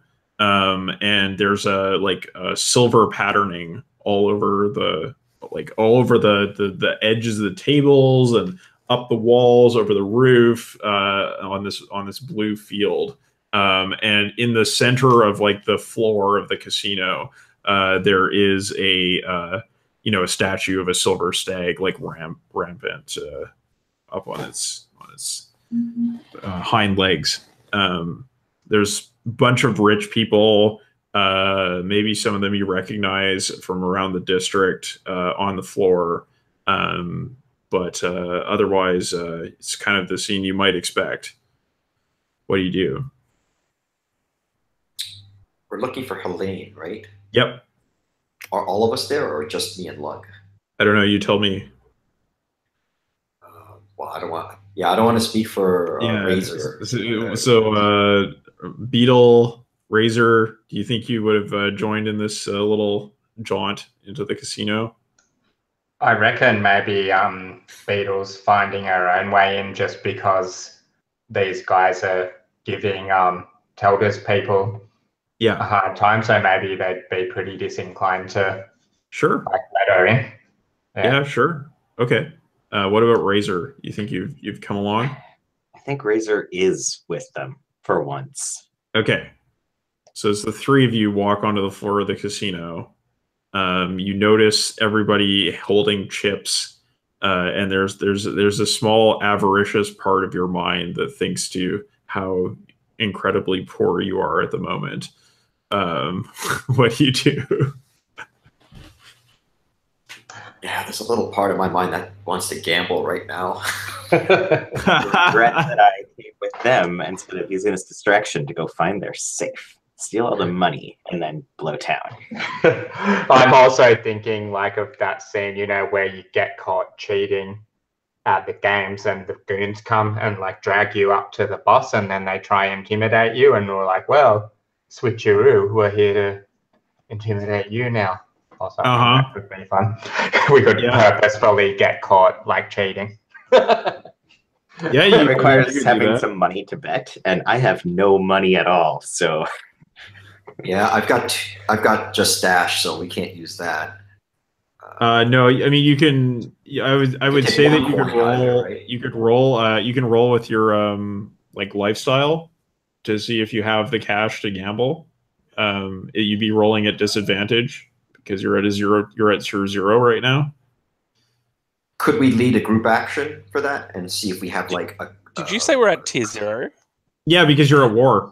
You went from tier 1 weak down to tier 0. God damn, this game sucks. Are we gonna do a group action to see if we've got enough money between all of us to bet 1 coin on black or something? Bet it all on black. That's a good question. Just steal it from someone. Just lift it. Yeah, I mean, you can totally do that too. Oh yeah, well, if you're going to do that, I leave that to the craftier people in the group. I could totally flash back again and to see if Beetle managed to get some chips out of the room. Hey, here's an idea. You could do a setup action with that, and then we could do the group action for how much money we have, possibly together. That might be too involved, but I mean, you can just flash back if you want to just spend the stress. Yeah, I think I'll just spend the stress. It might be a nice entrance for Beetle to walk in with chips and some. Well, I don't know who's got this forged document. Probably it sounds like maybe Lug's carrying it because it was his friend that was looking over it. No, I don't carry paper. I don't. Just heavy shit. Yeah, you can't hit people with paper. And it's too light. I don't trust it. So what are we doing here? What's the I'm going to flash back and Beetle's going to turn up with some chips, hopefully. Okay. So is this something you put in their pockets already, or is this something that you're going to deliver? Yeah, I think, well, it depends how I go, but I guess I'm going to just I'll use the stress and add it onto a part of that previous flashback scene that we didn't see, I guess, where she just and I got these. Okay, cool. And maybe walk up when they're all. They went in. They went in with like you handed it out. Like this is like, oh, and I got these, and this is like in the. I was thinking maybe she's gonna meet them while they're like in the casino. Okay, sure. Now. Yeah. So I'll like get you to spend 3 stress because that covers you getting in and also having the thing. So. Yep. Yeah. Cool. And so I think maybe we while they're all standing like kind of drooling at all of the chips and wishing they could be gambling, I think maybe like Beetle just kind of sidles up and like palms them like some some chips enough to do like some gambling. Cool. All right, nice. I like it. So you're gonna try to do some gambling here? Gambling. I hate real life gambling, but I like to pretend to gamble in RPGs. I would love to gamble. Okay. Sure. So we'll say you walk up to a table. What game do you think they're playing? What interests you? Maybe roulette. Okay, Eel sure. races. Something like that. Yeah. They're racing eels. Ooh, I like that. It's like a so little like mini a track in the eels. ground. It's like a track built into the ground with a glass cover. You know how eels? Have you ever been camping and seen eels slithering across the grass at night? It's pretty freaky. They can slide across the condensation. Oh yeah. Yeah, that's cool. Yeah, I like that. So they have like this track set up for eel racing. Yeah, it's like a slip and slide. Yeah. Nice. So there's all these people gathered around watching the eel races. The cart, you step up, place your bets, and I'll get you to do a fortune roll of 1 die to see how your bet turns out. Okay, sure. So just 1 die? Yep. Is it possible to assist on fortune rolls, or is that completely absurd? Okay, I figured it was. Like, how would you fictionally assist with that, right? Like, I mean, like you could, but you know, but then rig the game. Well, I was going. It's not like there's a total chance, like in roulette. Eels, some of them are better and stuff, and I am a physiker. I can identify the best eel. The best. Okay, I like that. So yeah, why don't you? I've probably dissected many eels in my day. I recognize a good one when I see it. Yeah. So I'll just get you to spend the 1 stress, and you can take an extra die on that fortune roll. Stress to spend. I'm gonna trauma out. Okay. Great. Yeah. So that's 2d6. Can I also take stress by suggesting something, or is that sort of a limit? That's a good question. If you can take stress to improve,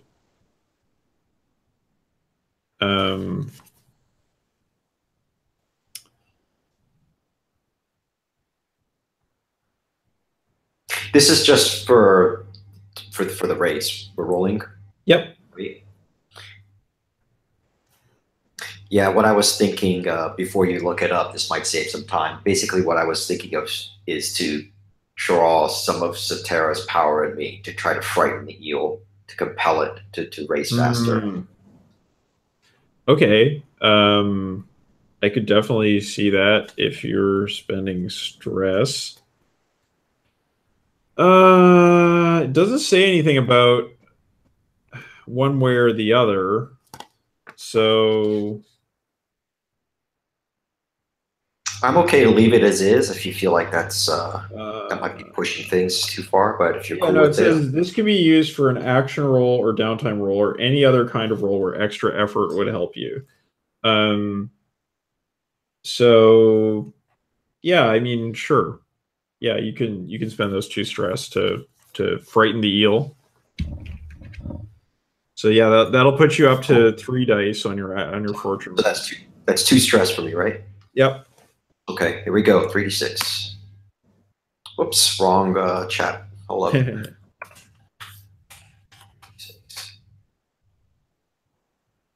not good. 3. A 3. Okay.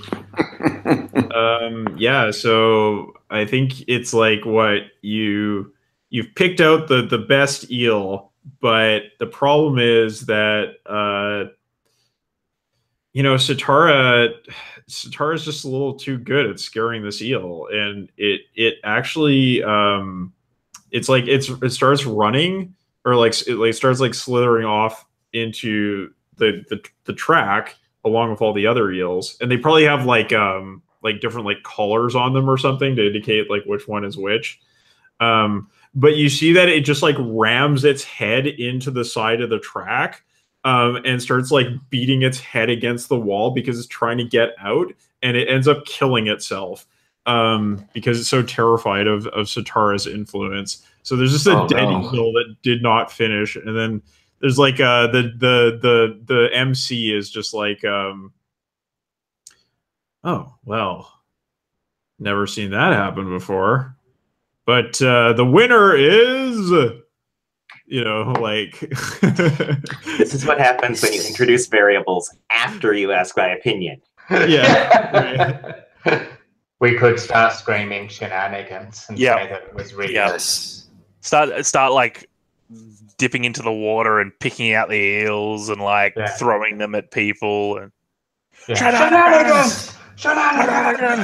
Yeah, totally. Yeah, like I want to speak to the manager. Do you want to do a group action for that? Yeah. I reckon Beetle's doing it by running around like to different parts in the crowd and going shenanigans, like different to try and get everyone to yell it. Nice. Fuck yeah. So what action are you rolling?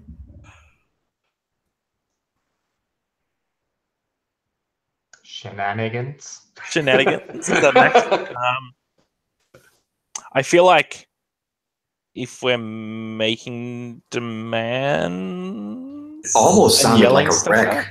It feels like a wreck or command would probably be what I thought. I thought maybe it could be consort too if we're trying to get other people to join in with us. Consort's usually for people that you like already have some sort of interaction with, or like some sort of yeah, we were just barracking on an eel race with them. That's true. And other people. Come to think of it, I think sway even works here because we're trying to convince the rest of the patrons here that there's just a fraud and that they should join in with us. Yeah, I'm at 0 dice and sway, by the way, is my only comment. So. I'm excellent at wreck if you want to do a group wrecking action. Because I've got 3 dice in it because we'll smash the eel racing track. Fuck yeah. Yeah, okay. I like that too. Do you want to lead it, Ryan, with your awesome wrecking? Sure, because I have whoever has the least stress should lead. Oh, I have so much stress, so maybe maybe not me. I've only got 2 ticks left. Oh wow. We are all kind of fucked. Looks like it's at 5 stress. It's definitely the cart. If it's me, then I want to do either sway or command. It doesn't matter because it's not. It's the person who leads does not determine the success or failure. Oh, that's right. They just determine how much stress. Like they're the one who takes the stress for the group action. Right. So, I see. Yeah. So it doesn't matter what your action rating is. It's just how much stress you have. So you're kind of better choosing something that everyone else is good at if you're leading it. It's very gamey. There's no like fictional connection to.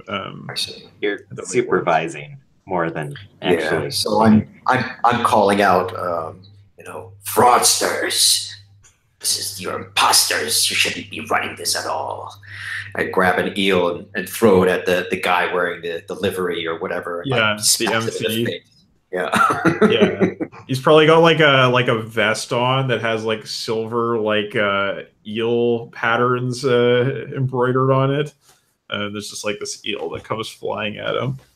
So everybody roll wreck and let's see how this goes. Your position is I would say your position is risky, and your effect will be Standard, risky standard.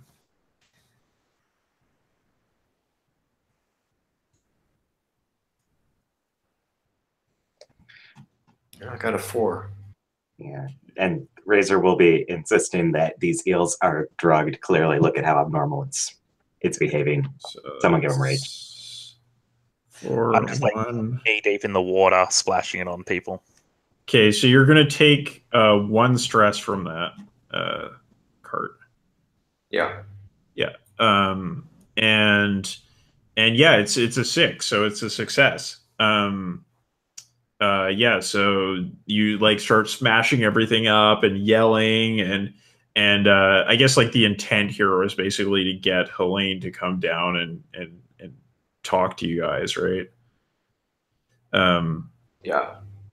So yeah, so she like you see her office door like burst open, and you know she's wearing this probably like this blue gown with like a silver scarf that like comes down the side of it, and she's got like this like long black hair, and the door slams open and she like gestures to one of her thugs to go take you to go collect you, and it's probably like the guys from outside like come in, and like they're surrounding you and they like push you up the stairs to the office, and she's like,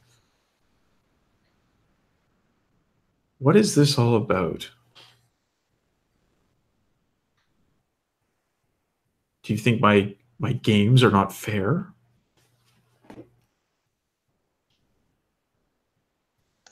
Is one of us holding the eel with the smashed head?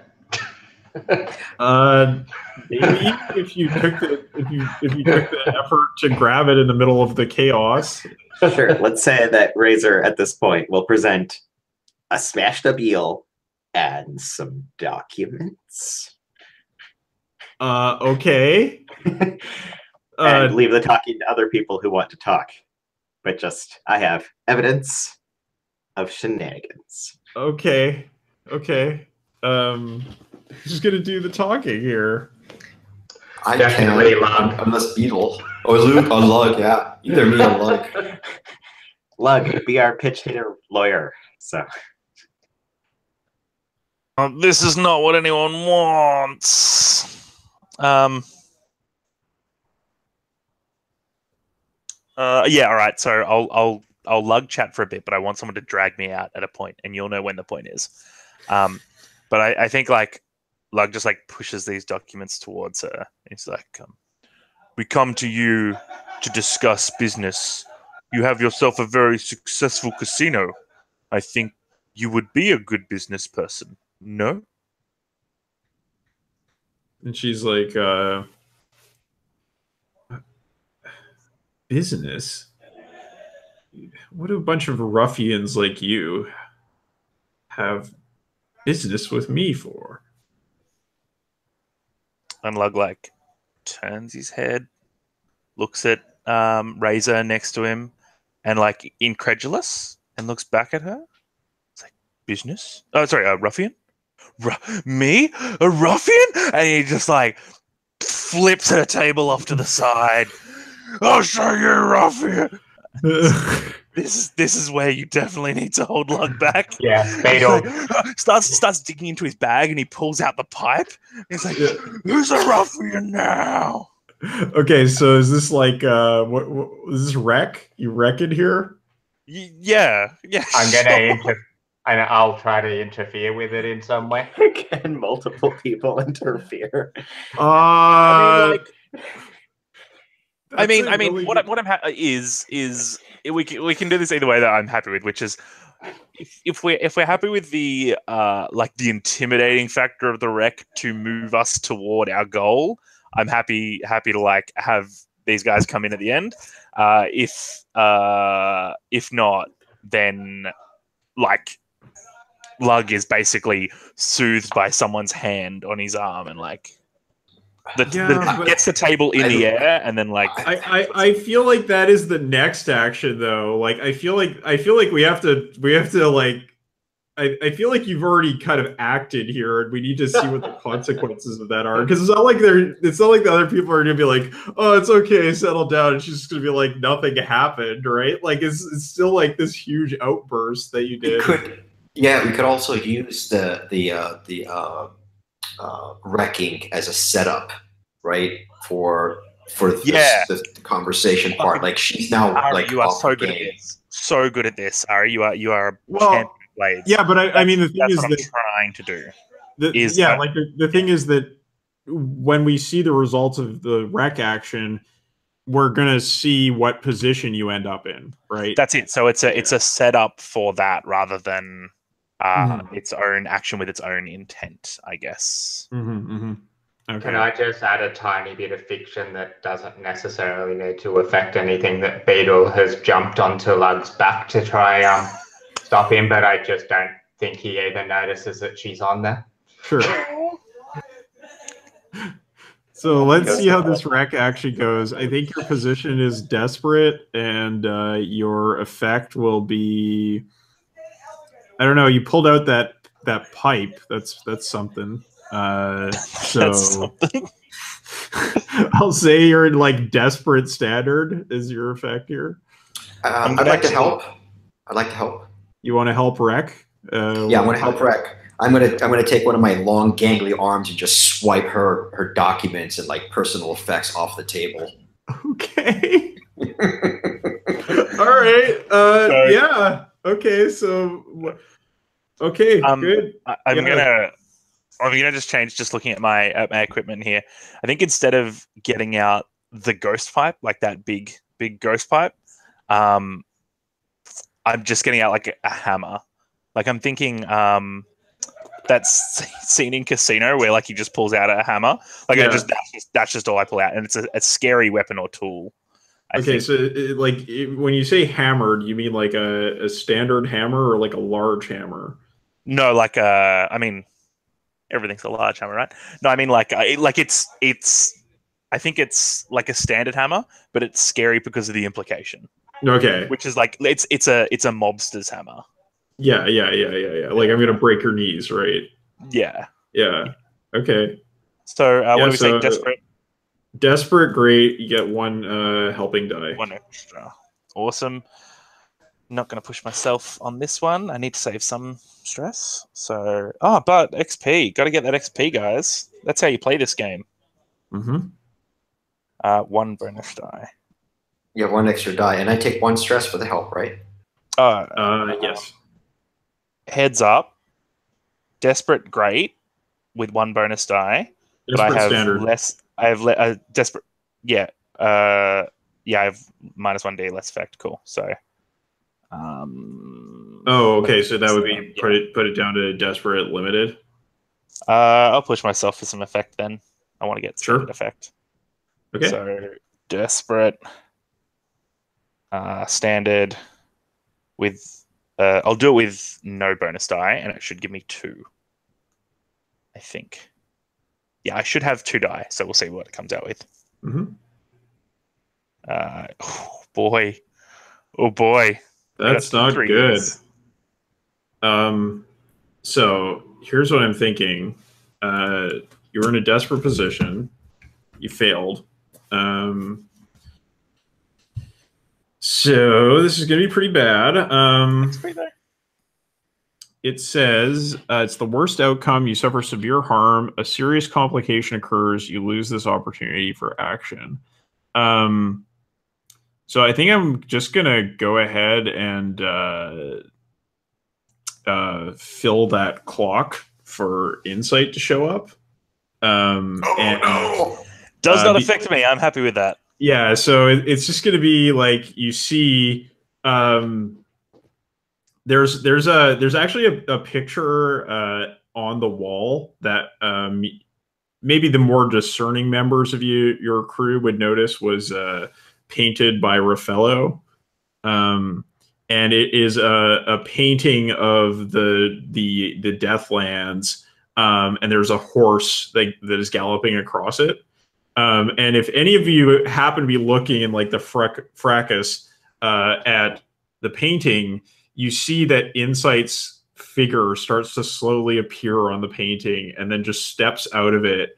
Like she's like I think it's like she's standing on top of the horse with like her spear, and she just like emerges into the scene and stabs the cart through the back with her spear, and yeah, like you're gonna take 3 harm for that. Oh, that's like, painful. like throwing the papers and then just Who's taking this? Is this Lug or me? Yeah, I'm taking 3 harm. because you were assisting, so you're implicated in the consequences. Yeah. Wow, a level 3 harm. Yeah. Or is it like oof? It's like right through the chest. You get stabbed. Yeah, I'm gonna resist that. Okay, let's see how that goes. So what is that? Which one does that fall under? Is it prowess? I guess. It's so bright. Yes, I would say prowess. It's more of like a ghostly, like mind stabbing thing. No, this is like actually the spear that she had when she died. Okay. So I get. Give me a second, or maybe you can tell me how resist works. I know. I just click here. I've got 1 in skirmish, so it's going to roll that 1 die. Is that right? Yes, that should be correct. Is there any way to up that? Are there ways to up your? No, you can't alter a resistance roll. There's nothing you can do that. Okay. Yeah. I'll just roll it then. Hope for the best. Ooh! What'd you get? I got a 6. Nice. Well done. Okay, so how do you resist it? How does the cart resist this? How does the position improve for the cart? God, I wanted to do something really crazy. Like I face her down, and she's kind of pushed back temporarily into the painting. Mm-hmm. Like she's back on the horse, and the horse kind of rears up, and she's trying to like fight the pull of the painting to get back out at me. Maybe. Okay. Yeah, sure. So we'll say maybe I'm gonna kind of call on your haunted trait here and say like maybe you take a harm from her like mentally battling with you. Sure. Yeah, so you go down to like from level 3, we'll say it cuts it down to level 1. Okay. What do you want to call this? Spear injury or like? Well, you're not actually getting hit with the spear, right? It's more like, you know, she's fucking with your head, right? Like trying to force her out of the painting. So it could be like exhausted or something like that. I got it. Okay, so there's like this fucking ghost that is trying to appear out of this painting. The card turns around and is like having this mind battle with the painting, and Helene is just like, "Who are these people?" And I think she turns to her guard and is just like, "Get them out of here, and get me out of here too." Yeah. So what do you do? Quick, someone act. Someone who's good at talking. This is where we go. I say your money, but I have no persuasion or intimidation or anything. Yeah, I take my attention away from the painting for a moment and look at her and say, "Stop wasting our time. Read that letter and know what we're capable of." Okay. So you're rolling. All right. Command, maybe. Yeah, command sounds good. I'll say your position is desperate. Your effect, I think you have a little bit of increased effect because you are using weird magic powers in her presence. I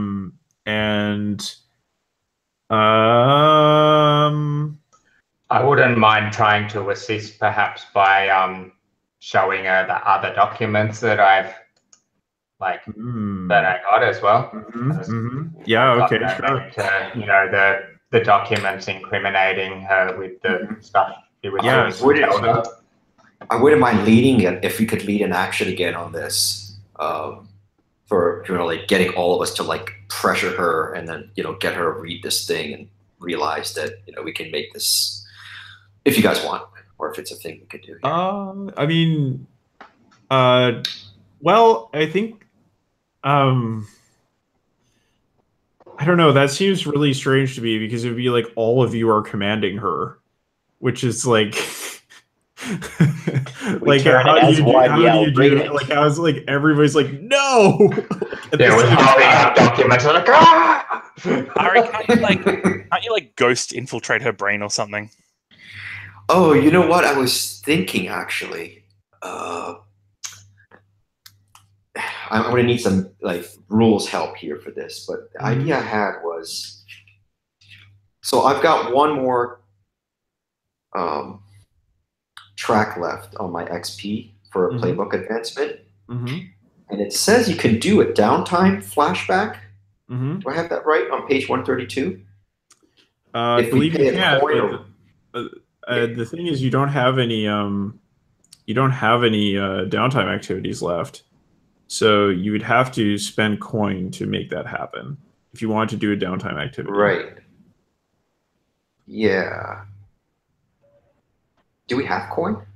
I have, let's see, I've got stash, but I don't have actual coin. Well, if you wanted, like, since this is a flashback, I'll say you can take stuff out of your stash. You just have to spend two coin from your stash in order to do this. So yeah, so before I do it, here's the idea. See if this proposal works. I want to go back and do a downtime activity to gain an advancement. Are you able to do advancements for your special abilities or only for your actions? It depends on the track you're advancing. So there's the track at like the top of your sheet, which is the one that applies to your special abilities, and then there's the other tracks which are for your stats. Yeah, so I want to do that one if it's possible. Yeah, totally. You're just gonna have to spend. So for the flashback, we'll get you to spend a stress, and for the downtime activity, I'll get you to spend a coin or 2 coin from your stash. Right. So let's do that. And what I want. Yeah, and so you're training here. Yeah, and I want to take. Hold on, I want to make sure I pick the right one here. I think ritual. Okay. You can study an occult ritual or create a new one to summon a supernatural effect or being. You know the arcane methods to perform ritual sorcery. You begin with one ritual already learned. Yeah. Yeah, sure. So that's what I want to do, and that could be what I was doing in my chamber back at our hideout. It's kind of like the mental effects that I'm feeling, the haunted and everything. That's kind of pushed me into this darker place, and I spent that time studying these new effects. Well, since so you're wanting to use a ritual, is the idea here? I think so. Maybe take control of the spirit here and use it to like compel Helene to like be more frightened. Okay. Sure. So we got to do the ritual thing.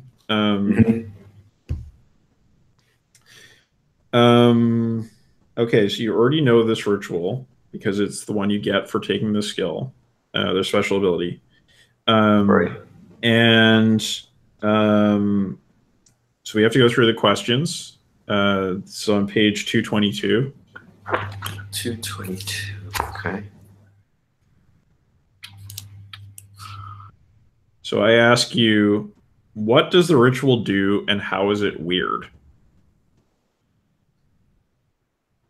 The ritual table of spirits, it places them under your command. Okay, so this is a spirit binding ritual, is what you're saying. Yeah. Okay, and then you ask me, what must I do to perform the ritual and what is its price? Okay, so ritual takes at least one downtime activity to perform and inflicts stress on the caster according to its magnitude. If performance of the ritual is dangerous or troublesome in some way, it requires an action roll, usually a tune. A ritual may also have additional costs such as a sacrifice, rare item, the start of a dire progress clock, etc.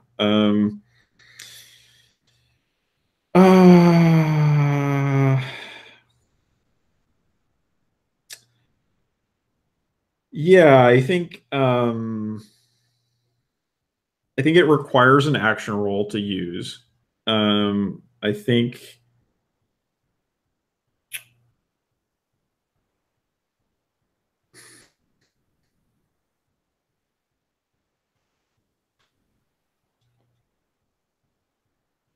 and I think additionally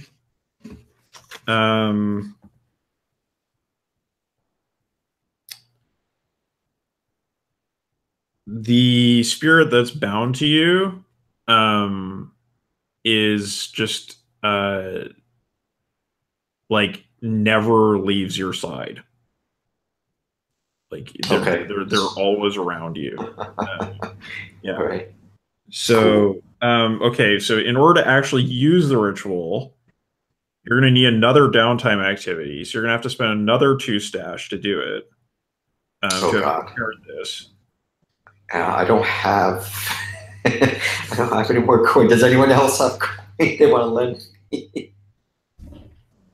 This is a thing that happened in the past, so it's possible that somebody lent you this coin. Yeah, take it out of mine. Out of your stash? Check. No, out of my coin. Okay, so that's just one coin. That's one coin you have to spend. Yeah. Thank you. I have to pay lug back. Yeah, you do. No, it's fine, man. I just break shit. That's what I do. So let's get you to make an attune roll here to see how you bind insight. So I think this is we're talking like you've probably prepared to do this in the past. Like you knew insight was coming for you, something like that. You had some like maybe Satara told you that she was coming. And to be clear, this is different from compel. Compel is you're getting a ghost to obey a command, but you're this is like a permanent thing. Mm-hmm. Exactly. Yeah. And so I think you're going to be we're talking about a desperate position because of the circumstances. You know, this is really bad. It's not an easy place to do this kind of thing, even if you have prepared for it. And the effect is great, obviously. I mean, yeah. Okay, so desperate, great. Yep. And it's attune.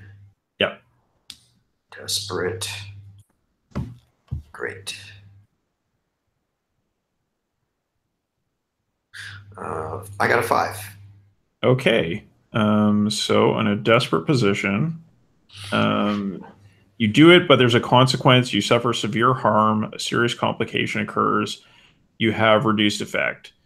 I'm not going to take away the results of the ritual. I think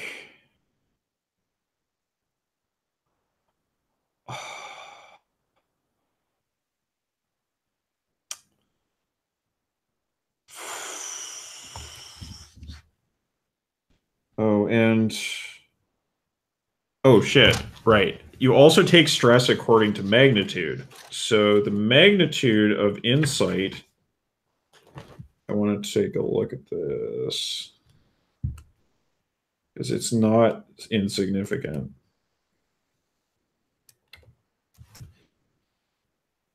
Shit. It's back here. Oh, it's right, the previous page. Durr. Okay.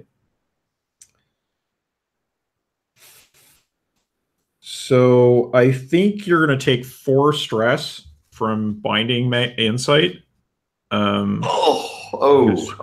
Yeah, she counts as a powerful spirit. Okay. One more, and I'm going to take trauma. Yeah, and I think the other thing that happens here is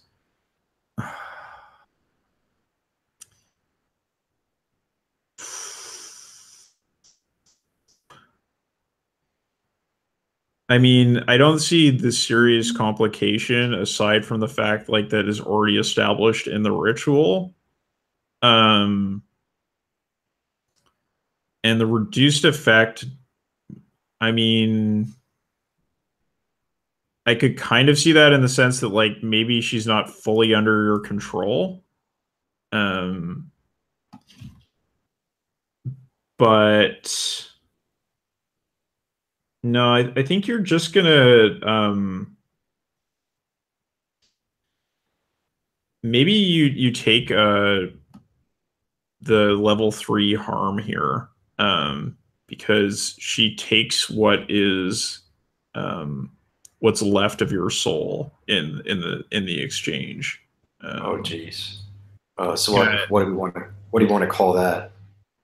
Oh, could I try to resist that? You totally can, yeah. Let's start with that before I succumb to it. Would this Yep. be prowess again? I don't think so, because it's like a spiritual thing. So resolve? Yeah, I think this is resolve. Yeah. Okay. Better odds with that. 5. Okay. So that means that you're spending 1 stress to make the resistance. Oh, that's gonna. Maybe I shouldn't resist. It's too late now. Yeah, I'm traumatized out. You're trauma out. So I think what happens is that like in the exchange, Insight takes what is left of your soul, and actually becomes what is called a reconciled, which is a spirit who is in possession of their wits. Right? They're an intelligent ghost. They're not just pure hatred anymore, and they are bound to your service. But you are now soulless, and like, what is that? Is that your last trauma, or what? No, I still have 1 more trauma. Like, okay. So my stress track is blank now, but I've got 3 So trauma. what's the trauma that you take? Oh yeah, I've got to add a new one here, right? Mm-hmm. What page is that on? The description. It's on your character sheet. I know, but isn't there like a oh yeah, there's a further description. I'll just find it real quick, so I pick the best one here. Trauma. Page 13, 14. Okay. Yeah, 14. I feel like cold or either cold or vicious. I mean, I could definitely see vicious given the way that Insight rolls. Mm-hmm. I'm gonna go with vicious because it makes the most fictional sense. Sure. Okay. So I think yeah, you bind Insight to your service. There's this weird exchange that happens, and maybe like it. I kind of see it being like you stare down Helene, and maybe like the two of you disappear into the painting as part of your traumaing out. Like you just like ride off on this horse into It's awesome. and there's like nothing left in the painting. Like it's just this empty field. I wave from the painting to everyone. Yeah. There could totally be some kind of call back to that color quest that you like went on the other time too. Like maybe like all the. Yeah, I mean that was Razor's thing, but Yeah. Oh, was it? Yeah, that's right. Yeah, that'd be kind of cool because it's another one of his paintings too. Yes. Yeah. Cool. Wow. Well, that didn't make an impression on her. I don't know what will. Yeah. So, I mean, so I think at the beginning of all of this, you were trying to command her, right? Yeah, that was the idea. Yeah. So, yeah. So I'll just get you to make that command roll. Okay. Yeah. It's the one final thing before I vanish. Yeah. It's like as part of you leaving. Okay. So I think your position here is probably risky, and you're effectively great. Risky and great. Okay. Anybody want to help with this, or if you had enough of this occult shit? I don't think Beetle can help with this. Yeah, How I is feel Razor going to help besides making spooky noises? unless I actually punch a ghost, I Yeah. feel like I'm not in the zone. All right, I'm just gonna go for it then. Hey, a 6. Okay, good. Yeah, you do it, and you have great effect. So, like, yeah, you just like disappear from the scene, and the papers are left on the table, and she's like, "All right, you people have interesting acquaintances. What do you want with me?" Like, looks down at the papers and, "Why did you steal my things?" I guess maybe Beetle will try step up and do something. I believe in you, Beetle. So what we're trying to do here, right, is to we're gonna blackmail her and then we're gonna frame her, right? That our plan? I mean, yeah, the extortion is the priority. I think the framing's coming later. Okay, cool. Is my understanding. Well, yeah, I mean, you have these documents that show show her complicity with your group in going up against the spirit wardens. That was the substance of the threat. And then in addition to that, you laid down the documents showing that she had made this deal to provide children to the Church of Ecstasy. Yeah, I think Beetle is just like, you can read. You're involved in some pretty unsavory stuff here, Helene. You know, we could make this disappear. We know you've got the money to give to us to make that happen. That's all we're here for. And she like looks at you for a moment and she's like, all of that just to extort some money out of me? I admit things got a little out of hand, but we're here now. Extortion. Yeah, and you're like crying in the corner and like, Look, sorry.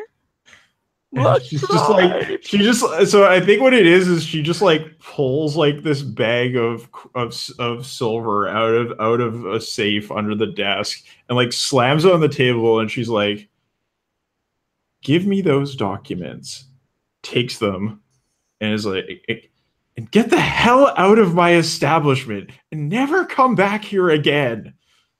You people are strange. So can I interfere with her taking? Can I like keep her from taking the documents? Yeah, if you want to try to do that, sure. I reckon we should get the fuck out of here. We want ongoing payments. Only a fool takes the lump sum. Whatever the last scene is, I just want to add the whinnying of a ghost horse in the payment. Beetle's running out the door with the money. Razor is used to Beetle just running out of places. To sleight of hand those documents away from her? Oh, no, I can't sleight of hand at all. Just when she reaches for the documents, I was going, can I like swipe them away, or at least so that they still have incriminating evidence? Yeah, I mean, sure, you can try. What action are you using? Murder.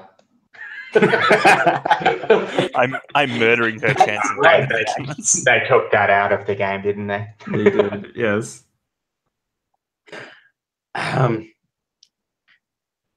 I don't suppose there's a way I could use carefully applied sabotage to take documents. No, definitely not. I don't think I have a. Well, there's no like seize by force action, so.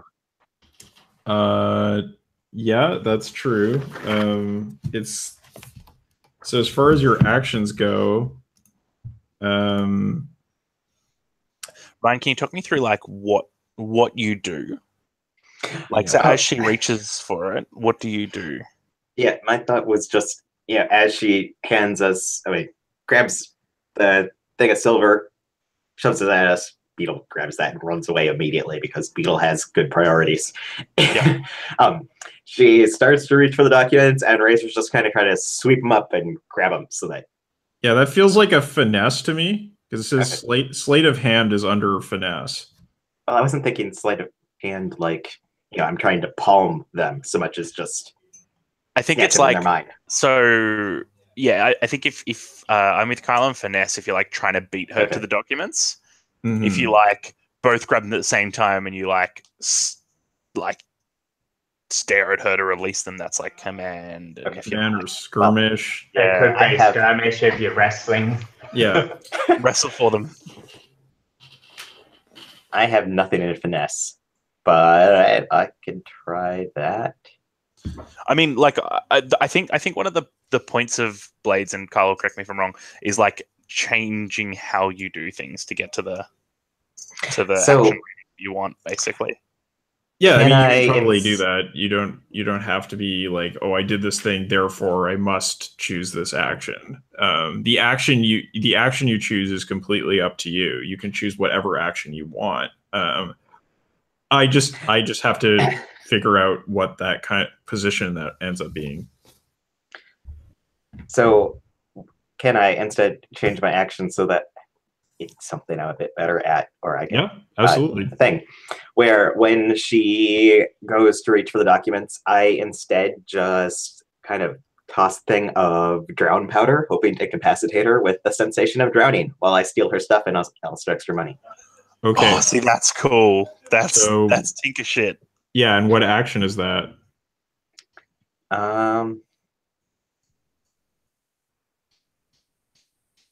It's not really mechanism, so it's not Tinker. Does that count as distractions and chaos, or? Yeah, I mean, if you want it to, it's up to you. I'm distracting her with her thinking that she's dying, which sort of counts. Yeah. So is that what action is that?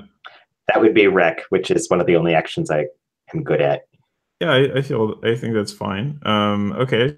So I'll say so you're basically intending to make a distraction so that you can get away with her stuff, right?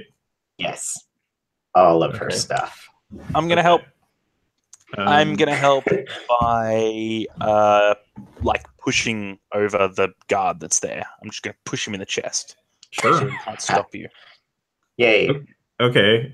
So you're rolling wreck. I'll say your position is desperate. And your effect will be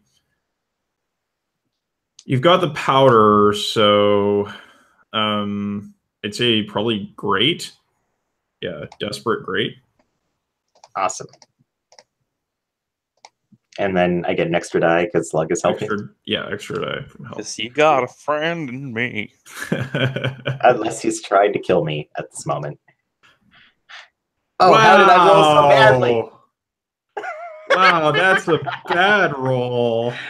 I have 3 dots in wreck. Wow, we are trash at this game. So yeah, I think what she does is like you reach into your pocket, you pull out this what is this drowning powder? Yeah. Yeah, and you like throw it. And I think it's like she got it. She takes a hand from like under the desk and she has a pistol and just like swats the vial out of the air, and it goes flying and it like hits Lug, and then she shoots you in the face with her pistol. Oh shit! Take 3. So I think this is like probably Lug. I feel like that is probably like level 2 harm from the drowning powder. Maybe level 1 harm because it's like a temporary effect. And level 3 harm to Razor for getting shot in the face. The sheet that I've been looking at for what these things mean says that drown powder is a level 1 harm. Yeah, I'm feeling level 1. Yeah. So yeah. But yeah, I'm gonna resist getting my face blown off. Okay, that's probably a good idea. You guys can also take harm for each other. I haven't used that one. Yeah, I'm not gonna either. I'm not gonna ask one to get his face shot. I need to not take harm, so I'm using my armor here. Yep. And I think that like as it flies towards me, I've probably got like big bulky like shoulder plates on, and it just like glances off one of those rather than hitting me in the face, flying into the corner of the room. Yeah. Okay, it's like a bounce. It wasn't like she made a precision movement to get it. Like no, it was like luck, right? Yeah, out of the air. Okay, I like that. So you can mark off your armor. Instead of just flying into the corner of the room, can it smack into the painting again? I mean, or something. Just because I like that. Are you sending me a message? No, it's just you're reminded of our failures, even in your painting state. Yeah, I mean, sure, why not? There's no drawing here of what the room looks like, so that's fine. Yeah. So what it's like? So it ricochets off of Lug's armor and then goes flying into the painting. You're muted. I mute myself as I start talking. Anyway, yes, it hits the painting, smashes, and the painting is now covered in a fine dusting of drowned powder. Yeah. And also ghost airy stuck in it. Okay. Yeah, totally. All right, so let's look at that resistance roll for you.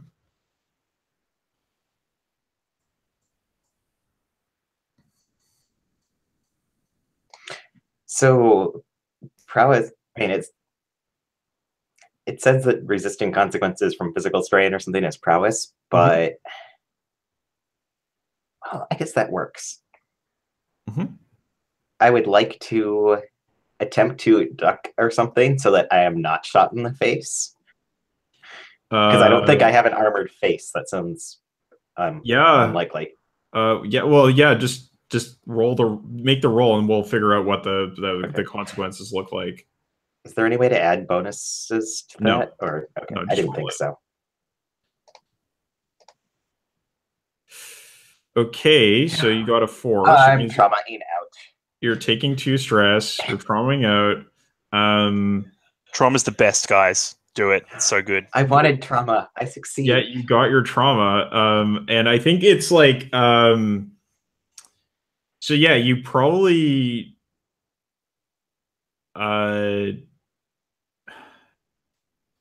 let's see. It's maybe just a thing where you dodge the shot, right? You move your head just in time, but like you get grazed on the cheek with the shot, and I think you're probably going to take 2 harm just from the shock of almost dying. Yeah. So you're gonna be scarred. And what trauma are you taking here?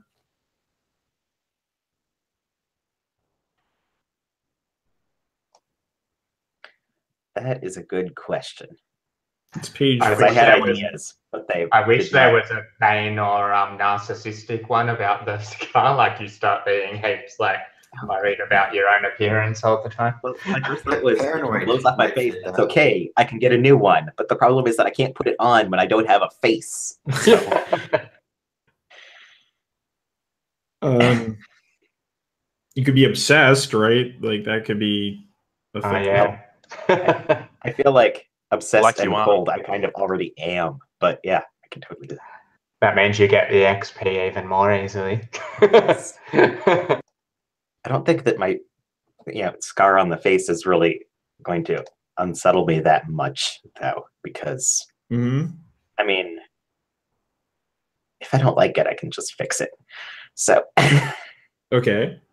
What? I guess it's something else about the close encounter with death or something. Is that what's? Yeah, I think it's more that I got a pistol actually shot at me. So I'm gonna go with haunted because that does not match anything I've been playing yet, and that seems appropriate. Okay. So you're often lost in a reverie, reliving past horrors or seeing things. Yeah, so more likely to be kind of paying attention to my own stuff and ignoring people than usual. Okay, the lost in reverie thing. All right. So, yeah. You almost die. Lug, you barely avoid that problem. The rest the people left in the room are Beetle, Lug, and Razor. Razor is probably just like, like out of it, right? Like lost in reverie, traumatized out. Yeah, Razor just freezes. Yeah, what do the other two of you do in this situation? Beetle fucked off, right? Like Beetle's gone. I was Beetle's on out the door. I think I was on the way out the door. Oh, yeah, right. That's true. You did establish that you ran away with the money. Yeah. Yeah. I think I just like scoop Razor up in my arms and charge after Beetle, just like getting out of here. Okay. Cool. So yeah, I'll just get you to make one action roll for your escape. Yeah. Yeah. So I'm gonna wreck. Like I reckon I'm going through people. I'm knocking stuff over behind me so that people can't chase me. Mm-hmm. What else am I doing? I probably like kick an eel out of that water just as I pass. Yeah. Get up. Do we want to talk position and stuff, or is it just? Yeah, I think this is a desperate position, and you've probably got. Do you want to use any items to improve your effect here? Yeah, I do. Let me see what I've got. Heavy load, so yeah, I might as well use it. Hey, what have I got? What have I got that I can use as I go? Can I help out? Can Beetle help by having Yes. like made chaos in her escape through the running out ahead and just, or was I meant to be rolling as well? No, I mean that's fine. Like because you left before things got really bad, is kind of the thing. So, if you want to help out, then I think it's fair to say that you can spend a stress to do that. Cool.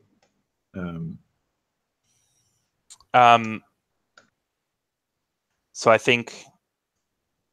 So what's my effect at the moment? I'd say, given the situation, I'd say probably limited, desperate limited. Okay. Like there's a bunch of guards who are about as big as you are, right? So like if you want to just like tackle these guys or like push them out of the way, it's gonna be rough. It's gonna be rough going. What if especially with somebody in your arm, right? Yeah, I like if I like pull a pistol out, like this sort of big heavy pistol, and just like fire it off into the air to try and like scatter people out of my way. Yeah, I think that would help create chaos in the scene. Like you would get the clientele running this way and that, right? Yep. Hold it out in front of you, like threaten the people that I'm running, or that anyone standing in my way, like point the pistol at them, threaten them. Yeah, I'll get you to come through. So the thing about the pistols in Blades in the Dark is that they are like breech loading, right? They're like they're not revolvers or anything, right? So I think you might want to spend 2 pistols on this. I was going to say, Kyle, I've predicted this. Yeah, I have a second pistol and another pistol, right? Yes, I do. Yeah. It's like you just like throw one at somebody and then like pull in another pistol and start threatening them. Exactly. Yeah. Next one will be in you, boy. So I'm thinking desperate standard here. There's got to be a scene on like the way out the door where I run into one of the people that knows me and I'm like, don't make me do it, Marco. Don't make me. Desperate standard. Yeah. I like. By the way, fucking XP out the butt this session. Yeah, so much XP. Oh, and I got a bonus die. Okay. Yep. Don't forget that. 5. 5. In a desperate position. You do it, but there's a consequence. You suffer severe harm. A serious complication occurs. You have reduced effect.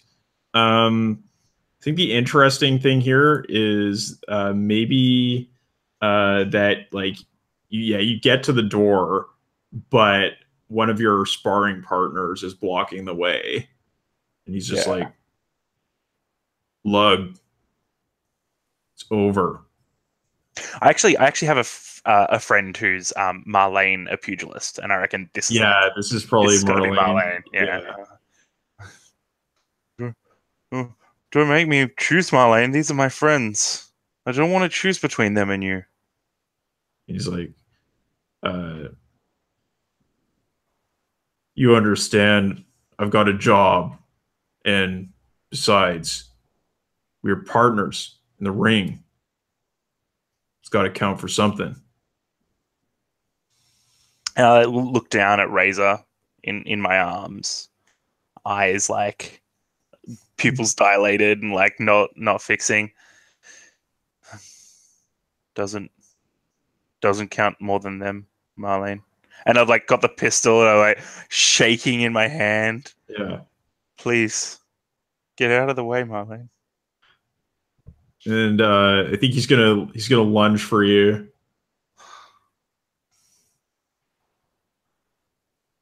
Can I like?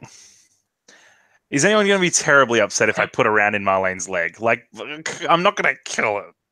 No, I mean, absolutely fair to me. Try not to kill him is what I'll say. What if I, as he lunges towards me, like I've sparred with Marlene, like I know his moves. Yeah. And I just like take a step to the side and knock him on the head with the pistol. Okay, sure. Shoot him in the leg. Shoot him. I feel like I'd prefer not to shoot Marlene. Prefer not to shoot Marlene. Okay. Like we're both professionals, right? There's no animosity here. Right. So, what action are you using? Skirmish. Yeah, skirmish, and this is going to be desperate. I think the effect is probably limited. You're in a real bad position to be skirmishing. You're holding someone in your arm, and you're trying to hit them with a pistol. Fine. If I shoot him in the leg, can I get a bigger effect? Yeah, totally. Great. Thank you. I shoot Marlene in the leg. I like. Oh man, I'm traumatized. But you're traumatized out. You can't do anything. You're literally dead weight. Yeah, you're just dead. Can't even flashback. So there's like just a single standard tear rolling down. Desperate standard is your roll here. Desperate standard. Single tear rolls down my cheek as I shoot Marlene in the leg before he lunges to me. All right. You getting an extra die for the pistol? No, that's just bad. That's real bad. That's really bad. Leave Razor and run. Fuck you. Yeah, so I think it's like you try to sidestep, but Razor's weight throws you off, and you like end up spinning, and you like shoot Marlene in the gut, and he just like falls to the ground. Razor's on the ground beside you. The gun's smoking in your hand. What do you do? Guys, I'm real bad at being a scoundrel.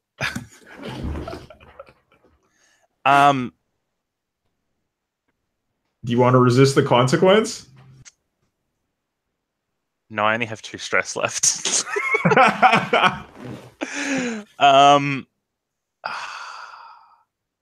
So I've got 2 options. I got 2 options to the table. You can all tell me. I can resist the consequence and likely trauma out, although would I be resisting with prowess? Mm-hmm. That's like, I've got 2 dice. I could maybe... Oh, I've got 3, actually. Fuck, I should probably just resist. Or I can pick my lane up and run with him as well. Try and, like, drag him out. I'm going to, like, take him to Sawtooth and be like, please. I'm going to resist it, Kyle. You're right. Okay. I love the consequence. I'm in love with it. It's putting me in a really great position, but... By the way, this is like my fave scene ever. Let's see. How'd I do? I clear stress. Oh, you clear your stress. Crit. Beautiful. Fuck yeah. I've never crit on anything before. I haven't rolled a 6 this session. So that's what you on a crit you clear 1 stress. Okay, cool. Yeah. Nice. So yeah, so I think what happens is instead of shooting him in the gut, you end up shooting him in the shoulder, and I think it's maybe like you sort of like spin around and manage to like hold on to Razor and get out the door. Probably like Razor, like your legs are like dangling and like, like hitting the stairs as you leave. If you want to give Razor some harm, I'm down for that. Oh well, I can't do that. They didn't assist or anything. So. I'm okay with it. Yeah, and just like, yeah, just tears for days. Yeah, crying. I like being a scoundrel. Holding Razor. Yeah. Running down the street. There's like all these people pouring out onto the street, and it's just chaos everywhere. Okay. Well, I think you guys are really bad at this whole espionage thing. How this is Maybe we should change our gang type to Bravos. Yeah. Lauren you might want to change your crew type because that was rough. Technically, we succeeded. You succeeded, yes, but yeah. Anyway, yeah, we could talk about that. Let's look at your payoff here because you did the thing.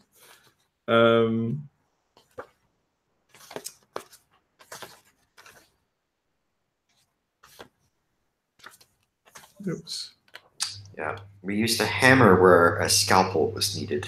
Yes, but I'm totally okay with that. Like, we're shadows. We get to do cool espionage stuff, and like and I'm totally okay with it.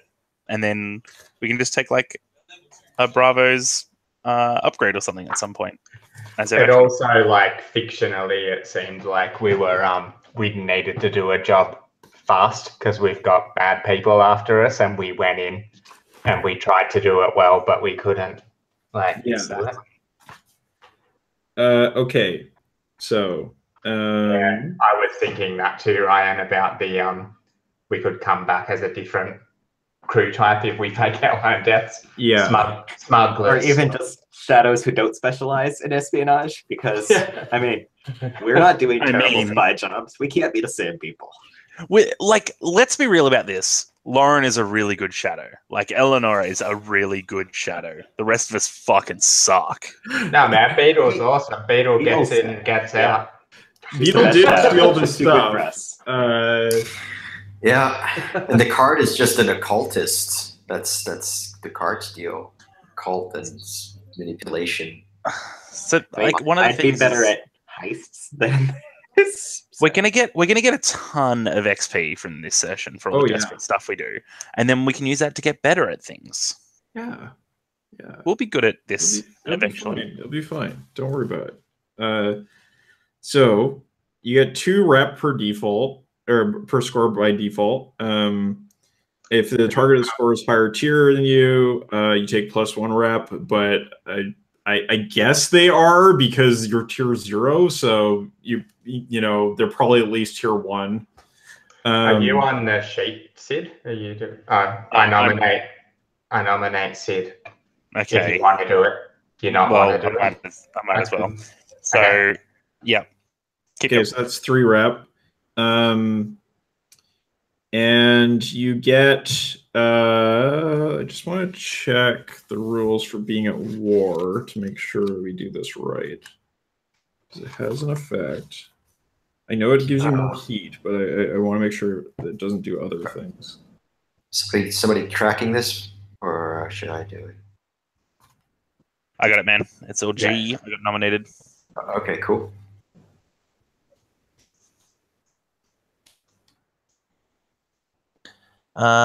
Nope.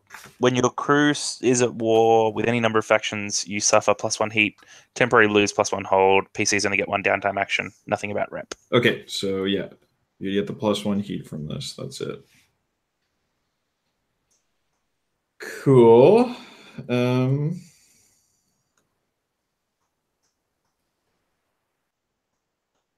we go.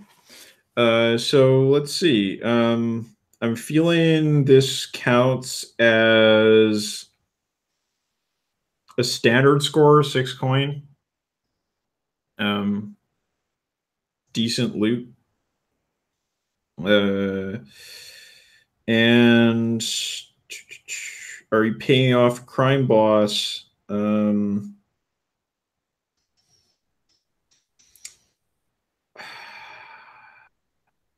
I mean, probably, right? Like, I feel like probably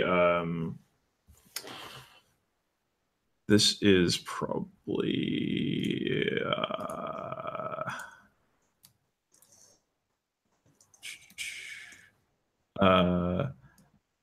a cell, your patron probably is taking some cash from you on this. Yeah, and patron. I guess we should still. I was gonna. Sid was saying start a clock. If we're gonna fake our own deaths. Start a clock. If we're No one's taking my cash. If we're gonna fake our own deaths anyway, maybe we should just keep all the money. Yeah, it doesn't give you a choice. But if you don't start a clock for that boss's patience running out, so yeah, you totally could do that. You could just be like, "Nah, fuck you. I'm not paying." Right. And then we're gonna just die. Yeah, if you're faking your own deaths, then why not keep the? I mean, it's pretty rough patronage if they're like, "We'll help you out, but also give us money." Like, that's not really patronage at that point. That's yeah, but they don't like you that much. They're at 0 with you. I guess it's like an investment too. We're like returning. They invested in us, and now we're paying them back or something. It's like, you guys are so much bother. Like, why do I even put up with you? You know, that kind of thing.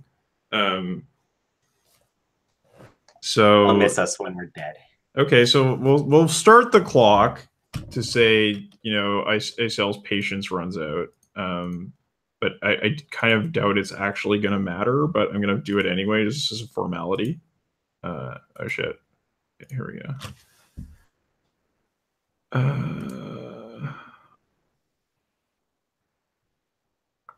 Sorry, just waiting for the window to reload. So we're going to get rid of this clock. And we're going to add this one. And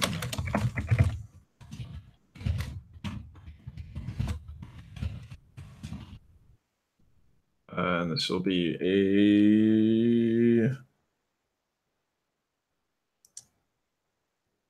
So every time it fills up, lose 1 faction status with them. I'd say this is like a 6-segment clock, maybe. We'll put a couple ticks on it. Okay. And then we go to heat. So I would say this is probably...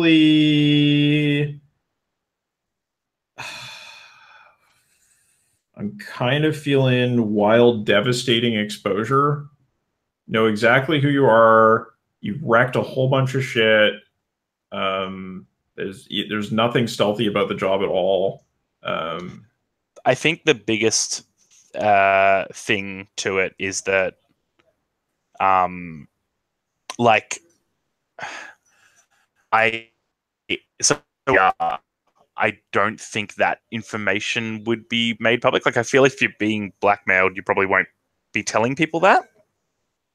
You know what I mean? So, like, the actual casino part of it is like, yeah, out and in the open and stuff like that. But the staff of the casino will probably be like, I don't know, fucking people came in and tried to steal stuff. Or like it was just a riot about a eel race that was seen to be rigged.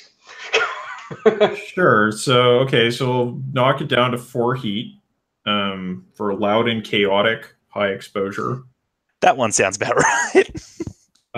So +1 for a high profile or well-connected target. So it puts up to 5. +1 heat if the situation happened on hostile turfs, puts up to 6. +1 heat if you're at war with another faction, puts up to 7.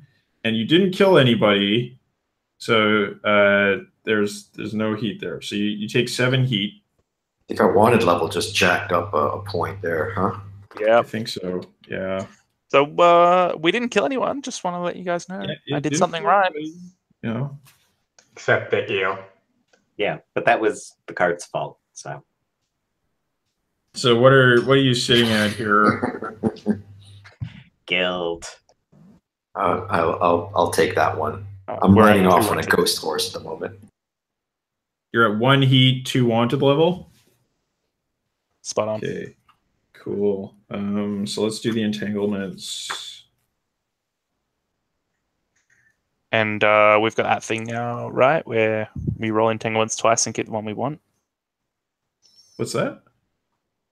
We've got an upgrade here, Slippery. When you roll entanglements, roll twice and keep the one you want. Yeah, okay. Cool.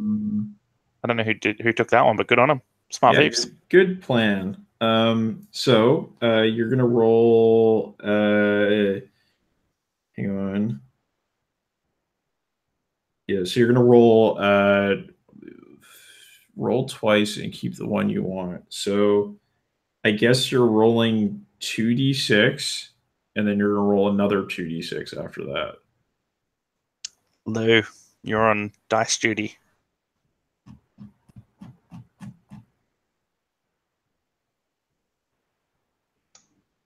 Am I just rolling fortune dice? Yeah, fortune, you 2d6, and you'll do it again afterwards. Okay. 5 and a 3, and again. Okay, 2 and a 4. Here's your options.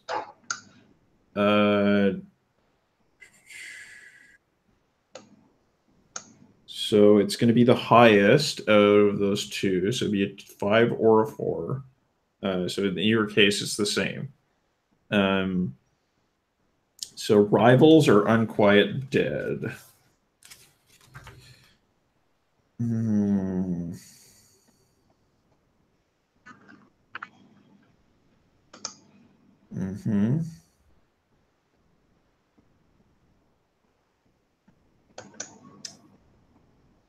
Okay, a neutral faction.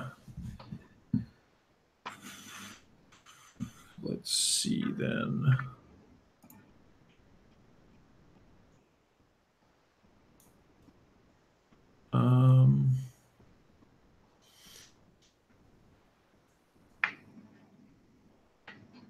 Neutrals.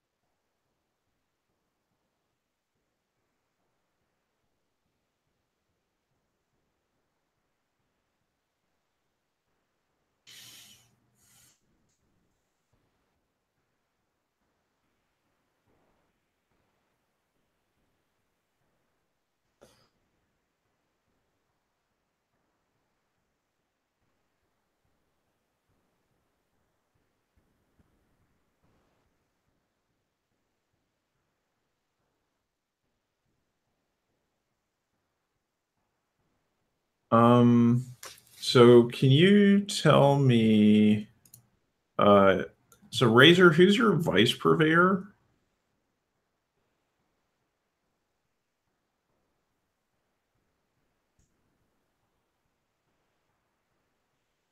Oh, that's me. Yeah. I don't think I ever picked a solid vice purveyor because my vice has gone kind of all over the place. Oh, there was whoever runs the place. I was getting the alchemicals to let me see colors. I don't remember what her name was. Oh, right. That's true. Okay. And what was the cart's vice purveyor? Oh, let's see. Cart. Lord Skurlock. Oh, wait. Well, I've only got him as a friend, so it must be him. Or Flint is my enemy, so that doesn't make sense. Skurlock. Lord Skurlock. So when you cleared stress, how did you do it? I probably... What I normally do is just kind of hang from the ceiling and get kind of like bat-like and go into sort of a dream state. But maybe I went to Lord Skurlock this time, and he gave me scotch, and I drank my way out of it that time. Right. Okay. You asking like what I fictionally do, or? So I don't think I'm going to involve him because his enemies are the Spirit Wardens and the Emperor, and the Spirit Wardens already are not neutral with you. So I don't think that would be it. No, really? Yeah, they're definitely not. And the Emperor, I mean, I think you're still a little bit. I mean, maybe I think the Emperor's probably going to come after Skurlock, but not yet. So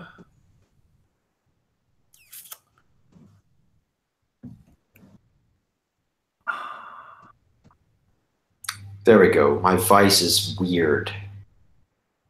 Mm-hmm. Yeah. And I think it's probably...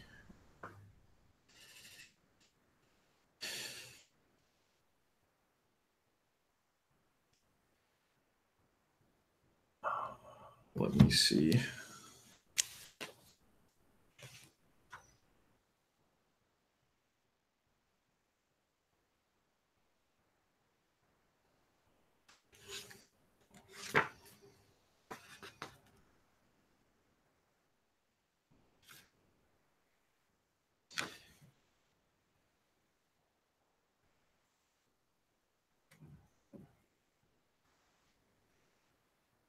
What?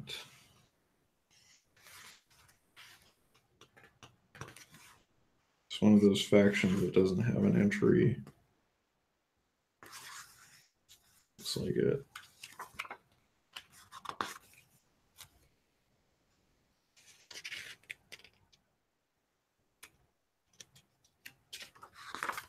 Yeah.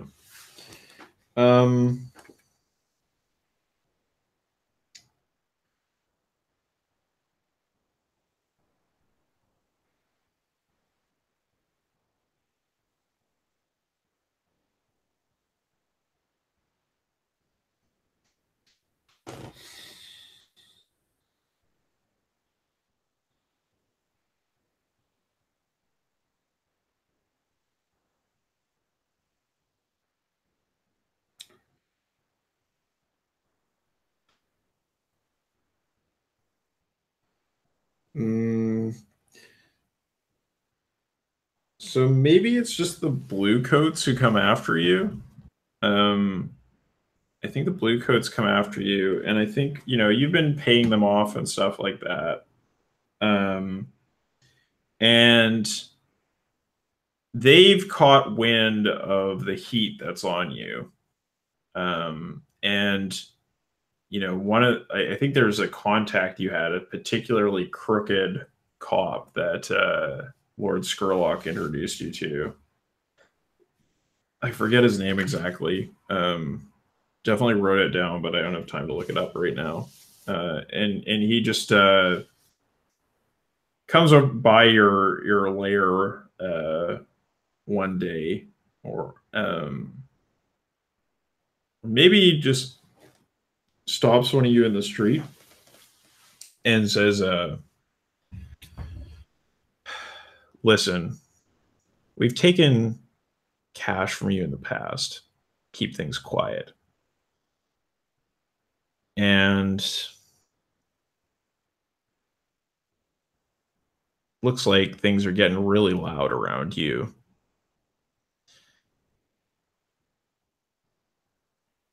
I think you could use some help with that. This is probably talking to like Razor, maybe.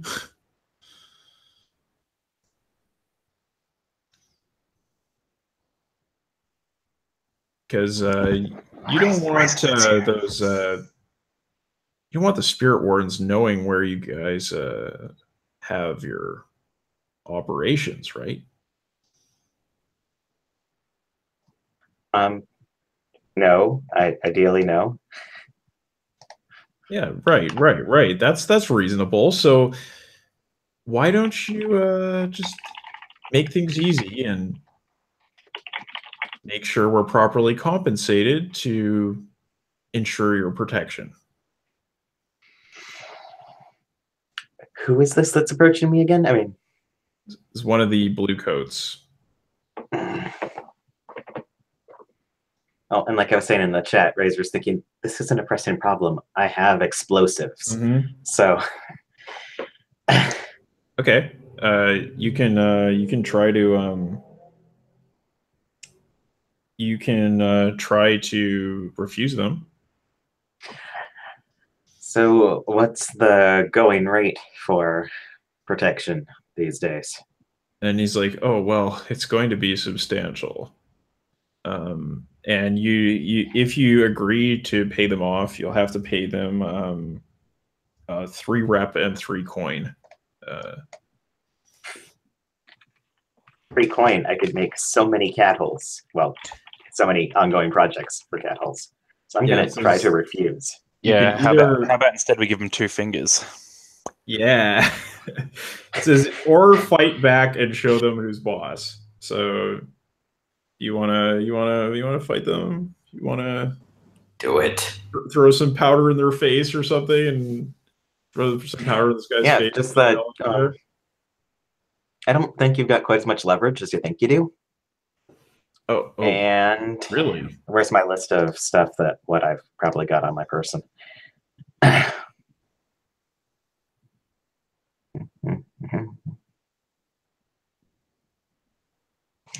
Yeah. Okay, and I'm going to just kind of casually pull something off my person and open it up, and it is a bottle of Skullfire, which causes incapacitating migraines.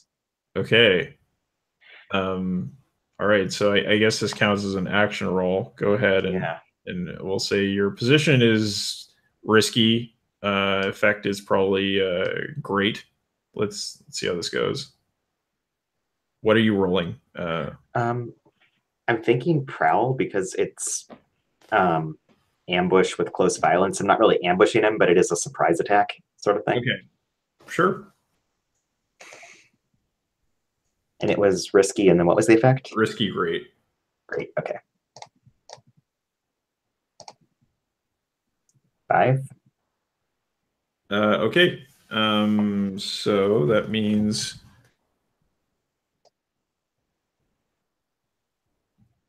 that you suffer harm, complication occurs, you've reduced effect, you end up in a desperate position.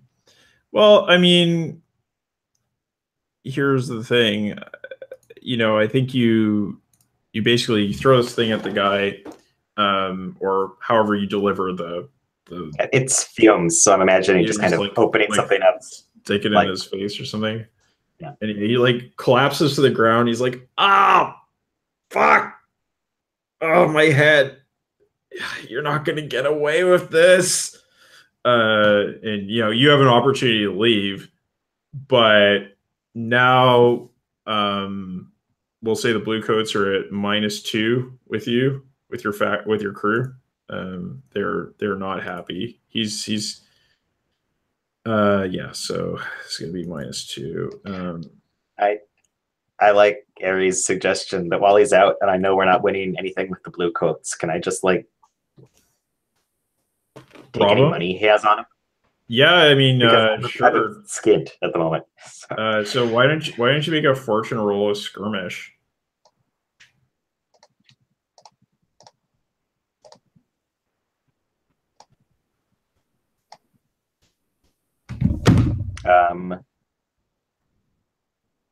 How'd that go? I got a 4 and a 5. Okay, so I'll say you get a coin off him. Okay. Yeah, and yeah, so the blue coats are at -2 with your crew. Yeah, and they are also okay. So here's what's going to go down. We're starting the downtime phase. So I think looking at the clocks.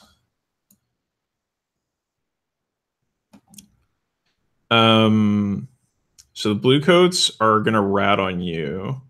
So they're going to give Spirit Wardens just 1 tick of their clock for free. And now I'm going to get the Spirit Wardens to roll to see how many more ticks they get.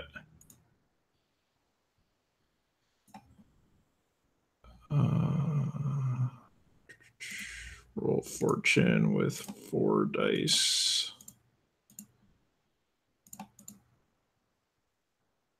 Okay, so they get another 2 ticks on that clock. We're 1 tick away from finding your lair. And now they're going to roll to see if they get that alliance with the Spark Rights.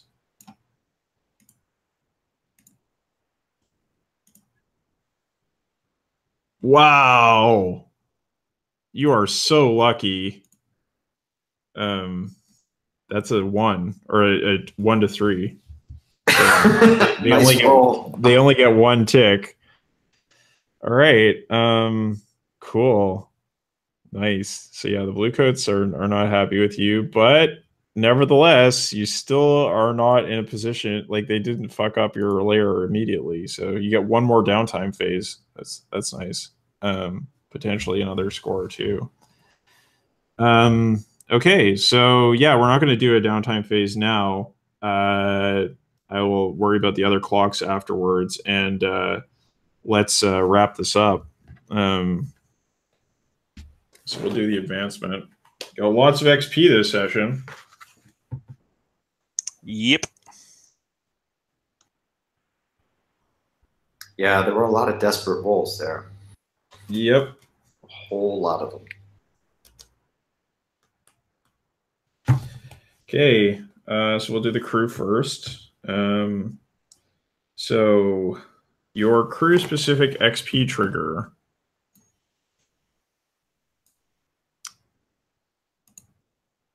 Well, yeah, execute a successful theft operation. You did that, so yeah, I'd say you get an XP for that for sure. Maybe you get 2 because you did steal from them twice. So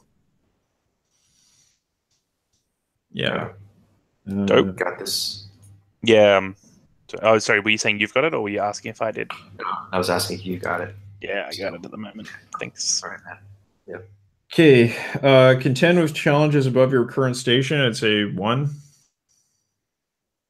Cool. 1. Bolster your crew's reputation or develop a new one. Oh, we're weird. Our reputation is weird. Yeah, so I think that was pretty weird. Disappeared into a painting. So. Yeah, so I think maybe 2 because it's just so weird.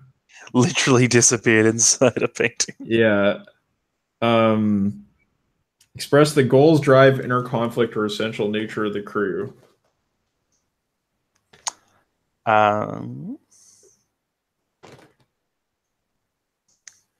Well, if we're a weird crew, that's pretty fucking weird. I don't know if we could double tap that one though. I feel some of the conflicts with the crew with how it's been moving on, like how Lug relates to people now, and Beetle coming back to what we are. Right.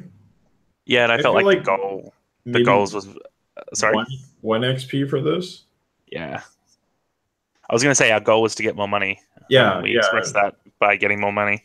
Yeah, you did. Yeah, which so I think 1 XP there. Sure. We're 1 short of another advance, which is nice. Okay, good.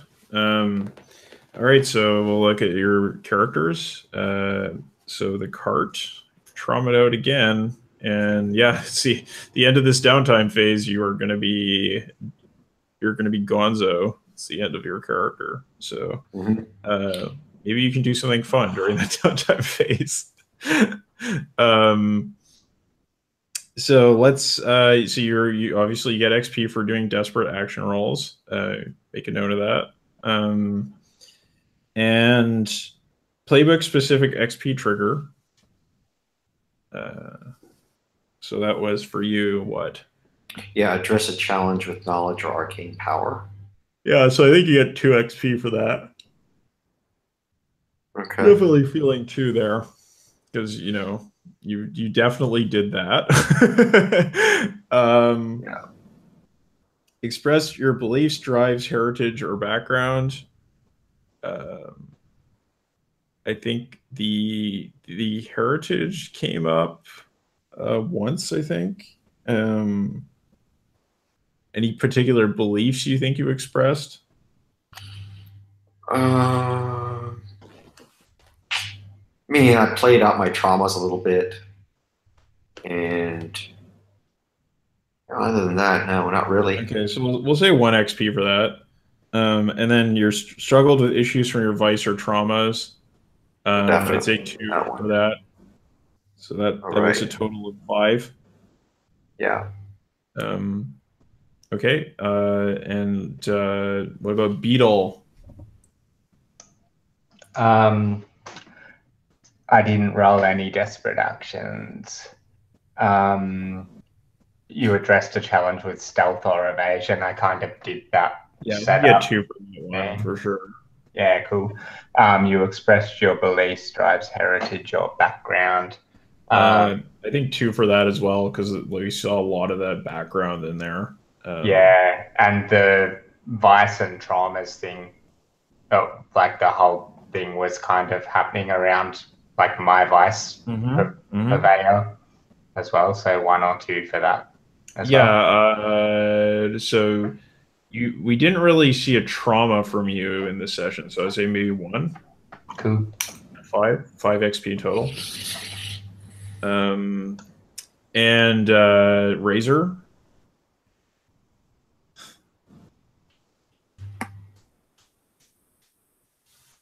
Ryan. Is Ryan there? I think he might be frozen. No. Yeah, froze up. Let's move He's on. traumatized out. It's traumatized out. He'll be back. Lug. How's it going there, Lug? That's this boy. That's this little XP boy. I marked a shitload of desperate XP. Yeah. For which I am very happy. I'm 1 off prowess, which is nice. Nice. At the end of a session, I addressed a challenge with violence or coercion. Yeah, totally. Twice. Yeah, it feels like a 2. Beliefs, drives, heritage, or background. I think one at least for the background. Yeah, probably just for that like pugilist interaction there. Yeah, and exactly. I struggled with issues from my vice or trauma. You gotta give me 2 for that one. Yeah, 2 for that. So it's 5 for you as well. Fucking trauma, man.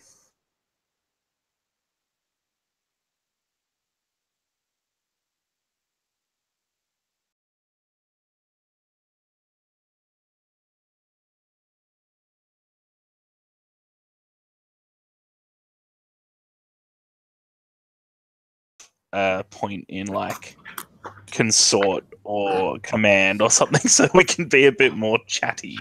Yeah. I can totally see that. Ryan, where did you go? Sway? He said he blue screen. Yeah, in the Slack and Poor guy. So I have to have a chat. I have to have a chat with y'all, which is about future play, because like I love Logan, I love him to death, and he's doing great things, and all the XP and desperate stuff is fun, but he doesn't fit what this like crew is meant to be. And so my question is, are we more interested in changing the crew or in having Lug around as like an NPC and I'll pick up?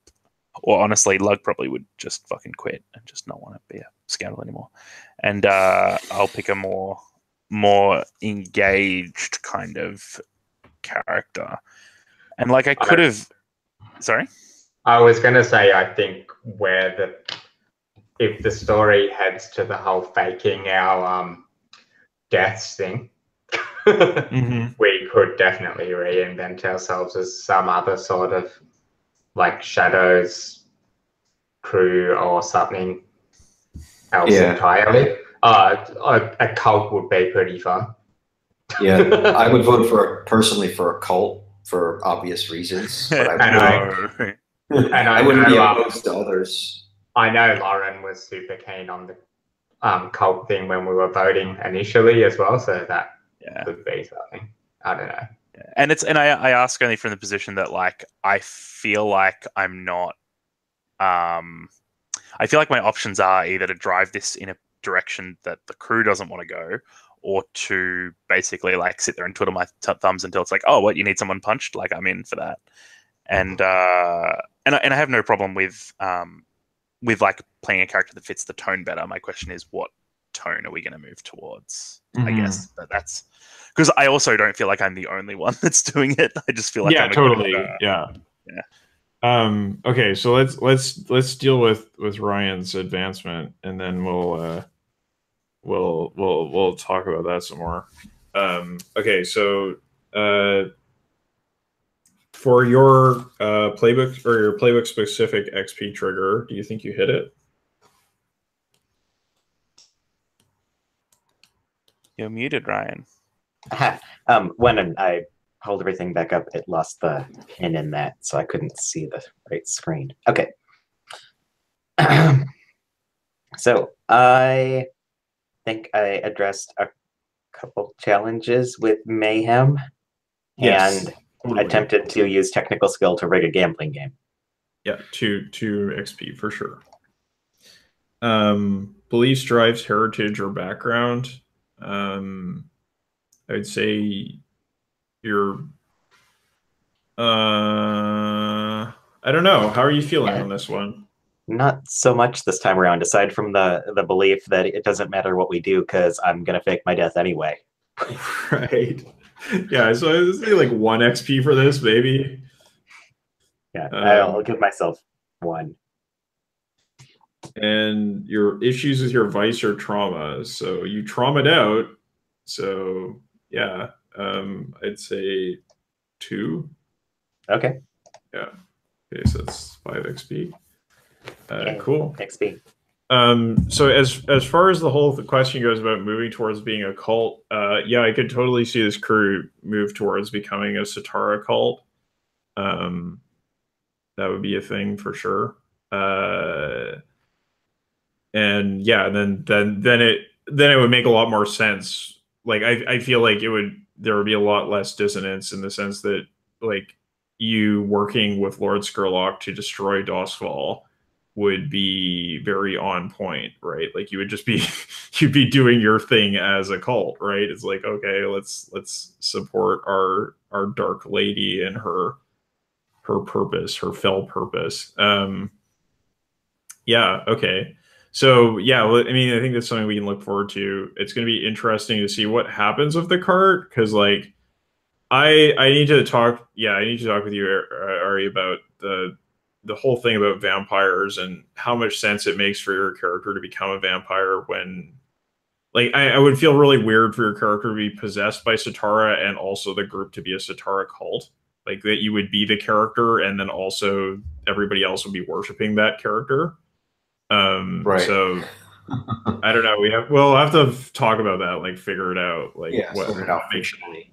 I also thought perhaps something was going to happen with the cart with that ghost. I thought that ghost was going to possess the cart, and you were going to play like as that, like totally shift your character based on that. Would be kind of an interesting thing. I mean, yeah, I could totally see that being like a thing down the road if that ghost possessed somebody else, right? Because I mean, the thing is, the ghost is bound to serve the cart, right? So the ghost probably isn't going to possess the cart, but yeah, it doesn't make sense. But if Sitara, like, it's like if by transitive property Sitara possesses you and then gains control of the ghost, she could totally get the ghost to go possess somebody that you could play as the ghost, right? You could play as a vampire. Yeah. We could talk about like there's some mechanics there that I'm interested in how they would work with the fiction also, because you need as I read it, the demons control your physical body, but to become a vampire, you need to take your soul and possess another living body. That's right. So the cart's actual physical body is not really relevant. If I were to go that route, I would need to possess another physical body. Yeah, I mean, in the case that like a ghost possessed you and you got possessed out, you would play as a vampire with your character's body, but they would have a totally different personality, right? I see. Right. But again, like I feel that it creates weird dramatic issues if Sitara is like this big like NPC and then also possessing your character. Okay, yeah. So yeah, thanks, Lou. It was a good time. See you, buddy. So let's wrap this thing up. I gotta get to bed, and so does everybody else. So let's do some stars and wishes. Yeah. So oh boy. This session, so stars, I mean, I think star to Sid for coming back and being unstable. That was so good. I like that a lot. You playing to your trauma was really good that session. So yeah, I like that. Do you have a star, Sid? Nope. You'll suck. No star. I'm it's gone. I will give a star instead of a star to Lou, which I was going to do. I'll give one to Ryan because I love like just your like your weirdness. Like I get your weirdness at this really low level where you're like, while I'm talking to Lug, I'm also sizing him up to see if the body that we got was the right size. Like it's just it's really subtle and it's really unsettling and I love it. I don't want your second star. How dare you give me a hand down? But yes. All right, Ryan, do you have a star? I was gonna star Beetle for once again being the only one whose mind is on the mission and yeah, stuff, totally. But, I will be a cheat, I suppose, and give a star to you, the GM, for coming up with completely bizarre changes. Like the cart just fucked off into a painting. I had no idea that was going on. It's awesome. And how our attempts to blackmail her weren't scaring her. Just, you guys are incredibly weird and I don't know what's going on. Please leave my office. Yeah. And even with all of that mayhem, we still weren't scary. And that was wonderful. Oh, well, I'm glad it was wonderful. It was a very chaotic situation. So yeah, that's good to hear. And Ari, do you have a star? Yeah, who came up with the eel race idea? Oh yeah, that was Lou for sure. Yeah, I think that was Lou. Everyone's giving stars to Lou. Yeah, in absentia. I'm going to tell him. I'll send him a message about it. That and that one and the ghost painting idea. That's you. That was really good, Kyle. Well, that's what prep gets you, because I put my painting in my notes as part of my prep, so it would have never happened if I hadn't prepped. That was great. That was great. I'm really curious what the hell is going to happen now. Like, where is he going to emerge from this? Yeah, totally. Yeah, that's really interesting. It'd be really funny if you showed up in her fellow's house. Oh yeah. Who had the painting that we stole last time? That's Lord Skurlock, right? That went to Skurlock's associate, the lady. What's her name? Adelaide Freg. Yeah. Yeah, So Skurlock does not directly have it. Yeah. You could have got it though from her. It's totally possible. Yeah. Yeah. Okay. So let's do some wishes. Wishes.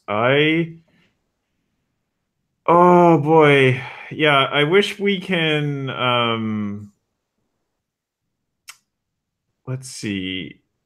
Yeah. I wanna do a group, a crew that feels more in harmony with these characters, because I feel like the whole espionage angle, I don't feel really works for these characters very well. And I want to it's not that like the conflict there is necessarily creating bad play, but I kind of want to see it be more in sync. I kind of want to see, the sort of cult angle, or like, I mean, I feel like that's kind of where it would end up. Like, there's kind of a possibility of like a Bravos angle, but with Lauren's character, I feel like it would kind of move towards the cult thing, because she's also really deeply involved with Skurlock. Yeah. So, yeah. So I feel like that's not a thing on you, Sid, because I feel like that's kind of been the way that things have been from the start of this campaign. So yeah, so I would like to see us sort of resolve that. That's my wish. Yeah. So Ari, do you have a wish? Yeah, actually, you said the same thing I was. I was going to say I want the crew to find its feet, and like everybody to have a place in whatever we decide that fits. We kind of have to hit our tempo. Where it's not that we're not, but the game, the crew type we have right now is a little bit fighting against us. Yeah, I feel that that's the case. We're I feel doing like the thing that we want. I feel like and the it's only not. character that's actually like playing that way would either be Brendan's character or Lou's character, or like the two Yeah. who really fit the crew type. Yeah. Yeah. So Ryan, do you have a wish? I was gonna wish for either our scores to be such that, although I love us just fucking up everything we do, that my resorting to mayhem and scalpels wouldn't destroy the job, or somehow finding a way that I can, like wreck quietly being useful. Because it seems like a lot of them are either we need to talk to this person and sabotage doesn't really come in. Yes. Or we need to do this thing, and when it all goes south, I'm going to start throwing stuff in people's faces. But yeah, I feel you at such a visceral level on this comment. Yeah, I agree. Yeah. Cool. Yeah, that's good to know. Good to know. Sid, do you have a wish? I'm not. I need to. I wish I understood a part of Blades that I haven't really got my head around yet. And it's probably a bigger conversation. Probably something I'll message you about at some time, Kyle. But it's basically about whether it's a tragedy or a comedy, I guess, is what it comes down to. Which is this D&D where we do desperate actions and we level up and we become competent, or is this 10 Candles where we are inevitably going to burn out and it's just about those characters? Because at the moment, I think the answer's both. Like, I think that you burn out characters, but you build up the crew. Yeah. And I think that's my wish. Is I want to see. This is my wish. Spot on. I want to see the crew be bigger than the 5 or 6 characters we've got. I want to see the crew have a personality, like, in and of itself. Because when I was thinking of changing to a different character type, I was like, I can't think of a single NPC in our crew that, like, I could pick up and play with and sort of stuff. And, like, we've got NPCs in the gondoliers. We have really good connections, and, like, all those relationships that you've charted out are all wonderful, but they're all external, and we feel like I'm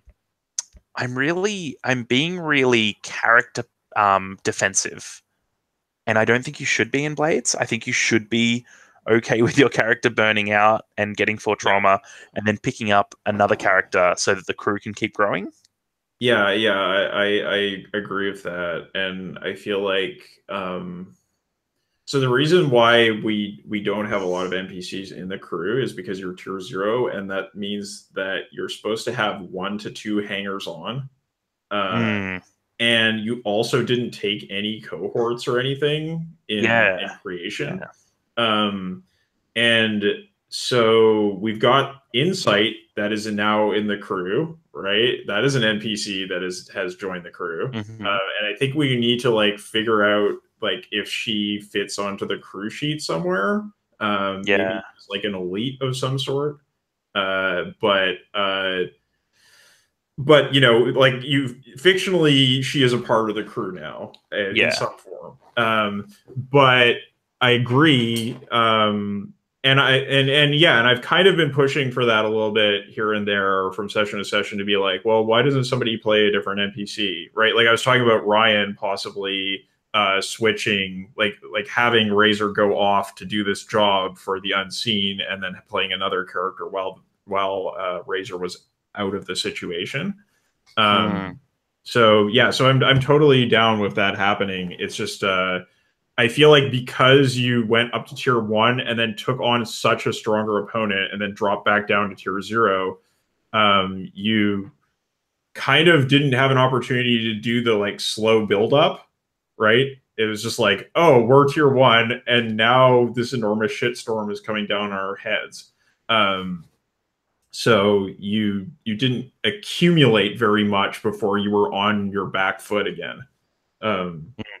Yeah, and then the advancement choices we made for the crew also factored into that. So I think the avenue for us to actually bring new characters into the crew itself would be for each player to play more characters, right? If you had more PCs involved, then you could just bring people in by way of your agency as players. Are the NPCs on your character sheet also part of the options? Yeah, you could totally play one of those NPCs and then have them kind of get more involved with the crew, right? I've got Lord Skurlock, but I'm pretty sure that's not on the books. Yeah, I don't want you to play with Lord Skurlock. That I'm playing the Spirit Wardens, and they're okay with us now.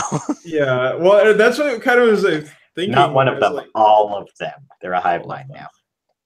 Yeah, I play as the Spirit Wardens, but that's kind of what I was thinking of when I was thinking about, like, okay, what if I played this game, or what if I played Urban Shadows in Doskwall, and it would be things like I'm playing as Lord Skurlock, or I'm playing as you know, a powerful Spirit Warden, and I, like, if you played as, like, the Hallowed, and you had, like, a bunch of other Spirit Wardens under your command or something like that, right? Like, it would be a very different thing where you could do that kind of stuff. But I feel like in Blades, you don't want to play as Lord Skurlock, because then you're not like hard Scrabble. Like, Lord Skurlock is already of a higher social standing than your characters could ever be by retiring, right? It's just not accessible to a Blades in the Dark PC to get to that kind of social status. Yeah, so yeah, I think there's a lot of options. Like, we have a lot of NPCs you can pick up, and just, like, create a new PC as well. There's room for it, and I would like to see it. Yeah.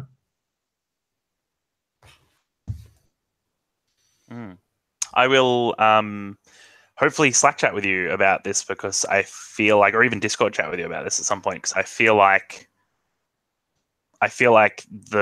that decision, and I feel like how that decision is made factors into the question I asked originally, which is Blades like a build up or a put down? Is it a mountain to scale, or is it a marble in a bowl that will sink to its lowest point chaotically? Like, and that's that is a sort of question that I need to figure out before I can make those decisions, I guess. Yeah, and I don't think the text gives you a very clear answer, right? No. If we start making a list of the things that Blade's text doesn't give you a clear answer on, we'll be here all day. Yeah, I agree. So yeah, we'll talk about it. Yes. Yeah, I mean, yeah, that's the thing, is like, in my experience as a player in games where I tend to, like, as a player in games like this, I would be swapping out PCs like every other session. That's just how I play games. Especially like in like World of Dungeons. I play like three sessions with a character and then retire them and then start a new one. And you know, generally speaking, people were cool with whatever new character I came up with, so it's not something you have to stress about too much. Yeah. No, and the thing more for me is that if I create a new character, I need it to be tonally in line with the game that we're going to play, because it's just been such a not an uncomfortable play experience, but like a discordant experience. Yeah. And I think that, again, that comes down to original thing with the crew, where I don't think people were on board with the premise.